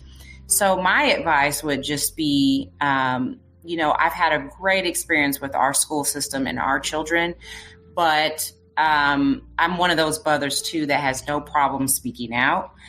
The door of communication has always been open between the staff, the teachers, the administrators, and they always are interested in doing a check-in. And even if it was like a quarterly check-in or it wasn't time, I always had the door or the platform to open and say, hey, this has been going on at home. Are you noticing this at school or vice versa? I'm concerned about this. Has the teacher noticed this? Or any type of behavioral issues that have come up. It's just always like a relationship. But you also have to have the trust to have a relationship established like that. Because I know initially when my daughter started pre-K, I was concerned about autism. I knew she was quite young to put a label on her, but I also wanted the teacher to be aware that, hey, if you notice the things that I've noticed at home, let's work together and figure it out so she can be successful in school. So I would just conclude by saying that communication is always such a method of, I'm speaking for our perspective, but it's just always worked for us with our school and the teachers there. Thank you so much, Millie. Afolabi, do you want to go next? I'd like to say thank you really for the opportunity to actually, not just to speak on my perspective, but actually to hear what's going on in terms of the concerns that parents have regarding their children. It's interesting. I really would just repeat that. Just the importance of togetherness with the parents. I think it's actually a very important thing to actually allow children to move forward. It's just there's so much that's been done over the last couple of decades to really change the access that children have to resources to help to let them to grow. But really, if we don't keep ourselves united and we're not willing to actually to understand our own personal fears and shame on the issue, and then understand that, process that, it will allow us to actually prevent our children from having shame in the future. I think it's great that you're able to assemble such a broad range of people that come together to speak, to show that on all levels and on all aspects, not just from those who are battling or battling with the concerns themselves, but even in terms of the medical standpoint, in terms of what's actually there, some of the frustrations that they could see with families, and yet the frustration that prevents families from coming to seeking out the resources that are there. I think it's enlightening. So we see that it's not just that whatever hesitation we have, whether it's a father, as a mother, whether it's as a child themselves, whether it's a medical professional, that those frustrations and those fears and the worry about whether what we're doing actually has an effect, whether it's too late or not, is something that it's not just unique to us, but it's a shared fear that we all have. And hopefully that is just something that inspires us to continue to move forward and take those tough steps, to understand that we work with each other and to work with each other for the benefit of our kids, so that we can actually have a much more fulfilling, a much happier, and a much more qualitative life experience. Thank you so much. Thank you. Shola, and then I would say Farah, and then Dr. Dem. For me, what I'm taking from here is one way or the other, we all talked about partnership. Farah talked about partnership with God and your community. You can create that community for yourself and for your children. Afolabi talked about partnership with your spouse. Partner with your spouse to work with, your children, partner with, and Dr. Dem said partner with your teachers.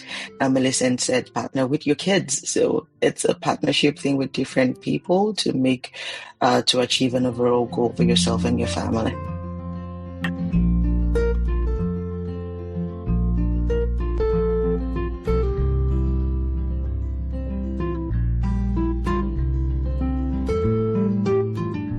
Thank you.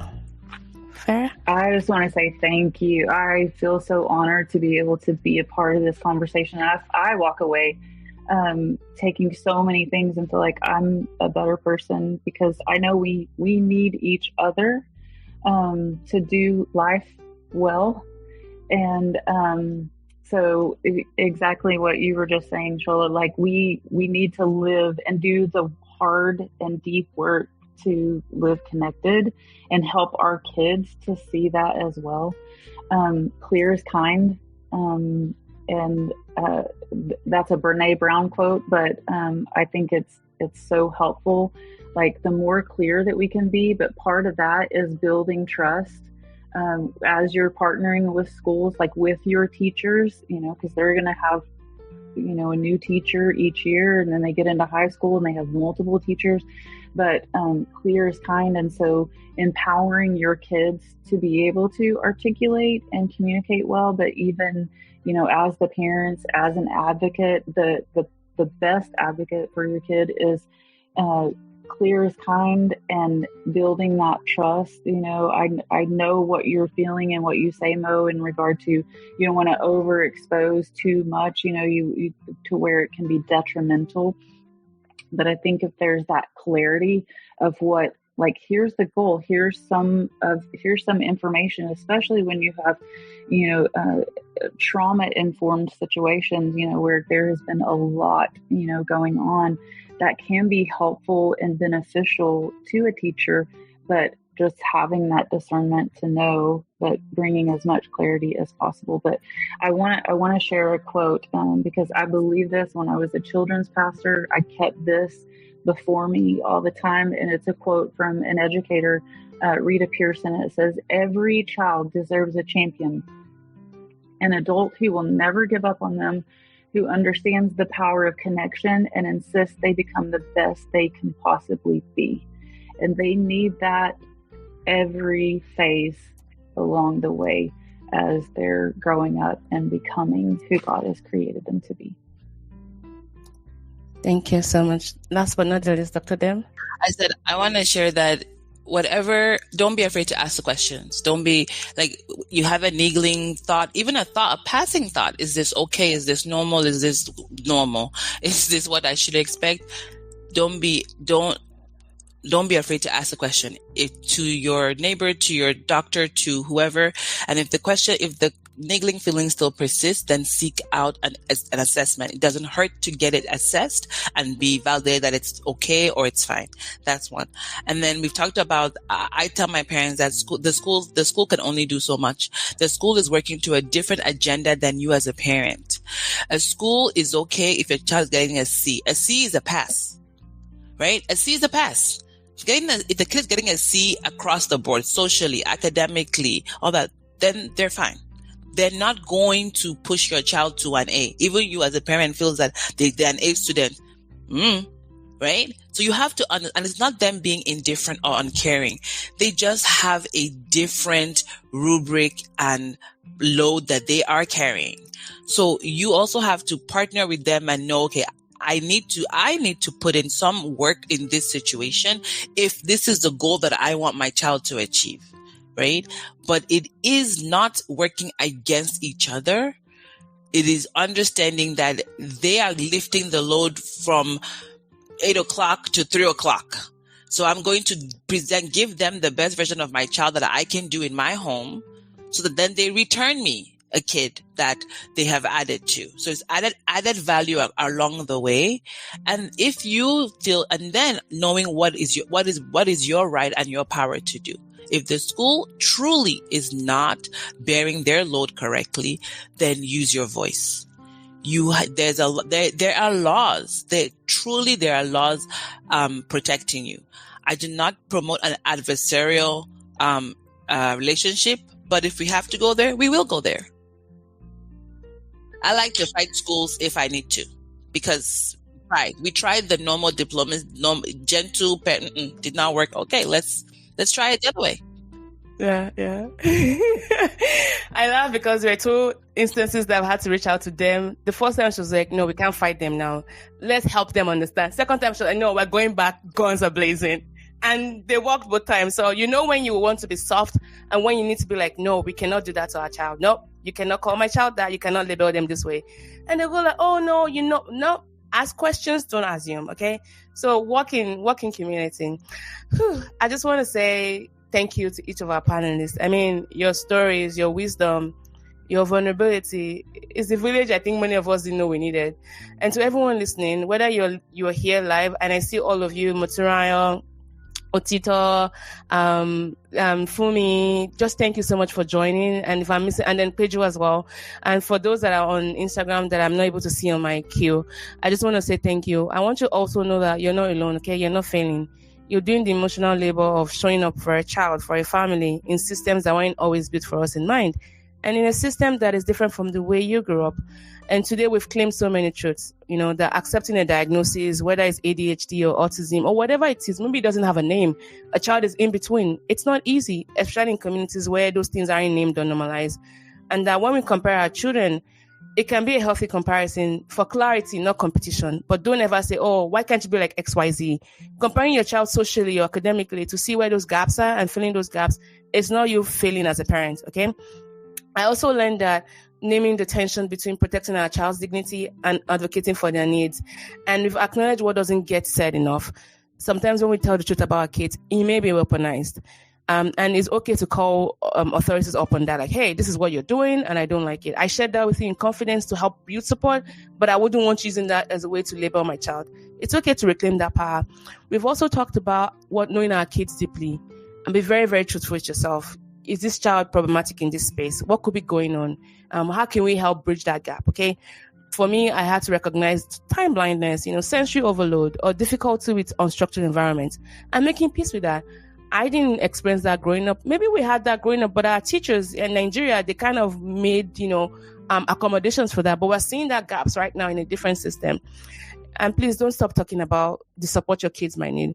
And at the same time, I also realized the value of having my own community, my own tribe, people I can trust, people who have walked this road before me. Is why I even wanted to put this panel together, because I realized that many people don't have that. But I'm deeply grateful for those resources. So shout out to those communities. They know themselves. Blacks in Ivory, some of the panelists here. I mean, all of the panelists here, you've been part of my tribe. Is why I felt trusting enough to bring you together so that people can see just what support looks like. And I want you all listeners to take that and replicate that, okay? This show is part of that village. But let's be very clear, a podcast is not a replacement for a community.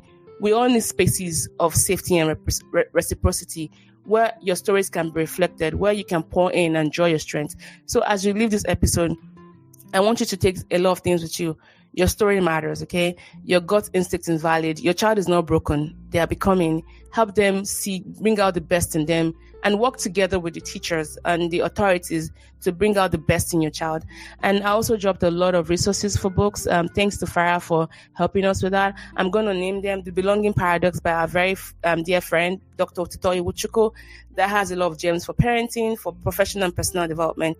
The Cost of Control by Sharon Amila. The Circle Maker, Praying Circles Around Your Children by Mark Barterson. The Last Lecture by Randy Poch, I think. Mindset by Carol Dweck, and 21 Seconds to Change Your World by Dr. Mark Rutland. All right. Thank you all so much for coming on the podcast. And until next time, please stay bold, be kind, and do the hard work, parents. You can do this, okay? We got you. And if there's any way we can support you, if you have follow-up questions for any of the panelists, you can reach out to me and I'll make sure I get it to them. I'm talk to Mo at mosibyl.com, or you can just Google me, Sibyl, Mo Sibyl. I have occupied the first 10 pages of Google. You don't have to click beyond Google. The first 2 pages of Google, I'm on there. You can find me on Instagram. I'm a DM away. I'm an email away. There's a referral form on my website where you can just connect with me, and I will make sure I get back to you in as quickly as possible. Thank you all so much. This was really rich. I am so happy. I'm living here feeling, like we've done a lot of good for the world. And I know that posterity would thank us for this, because the beautiful thing about podcasts, it's an evergreen mechanism. People can always go back and watch. Perhaps someone that becomes a mom in the next 5 years can go back and watch this. My hope is that a lot of these things in our school systems will get better with time, and we can look back, that used to happen 5 years ago. It's actually gotten better. That is the hope of this conversation.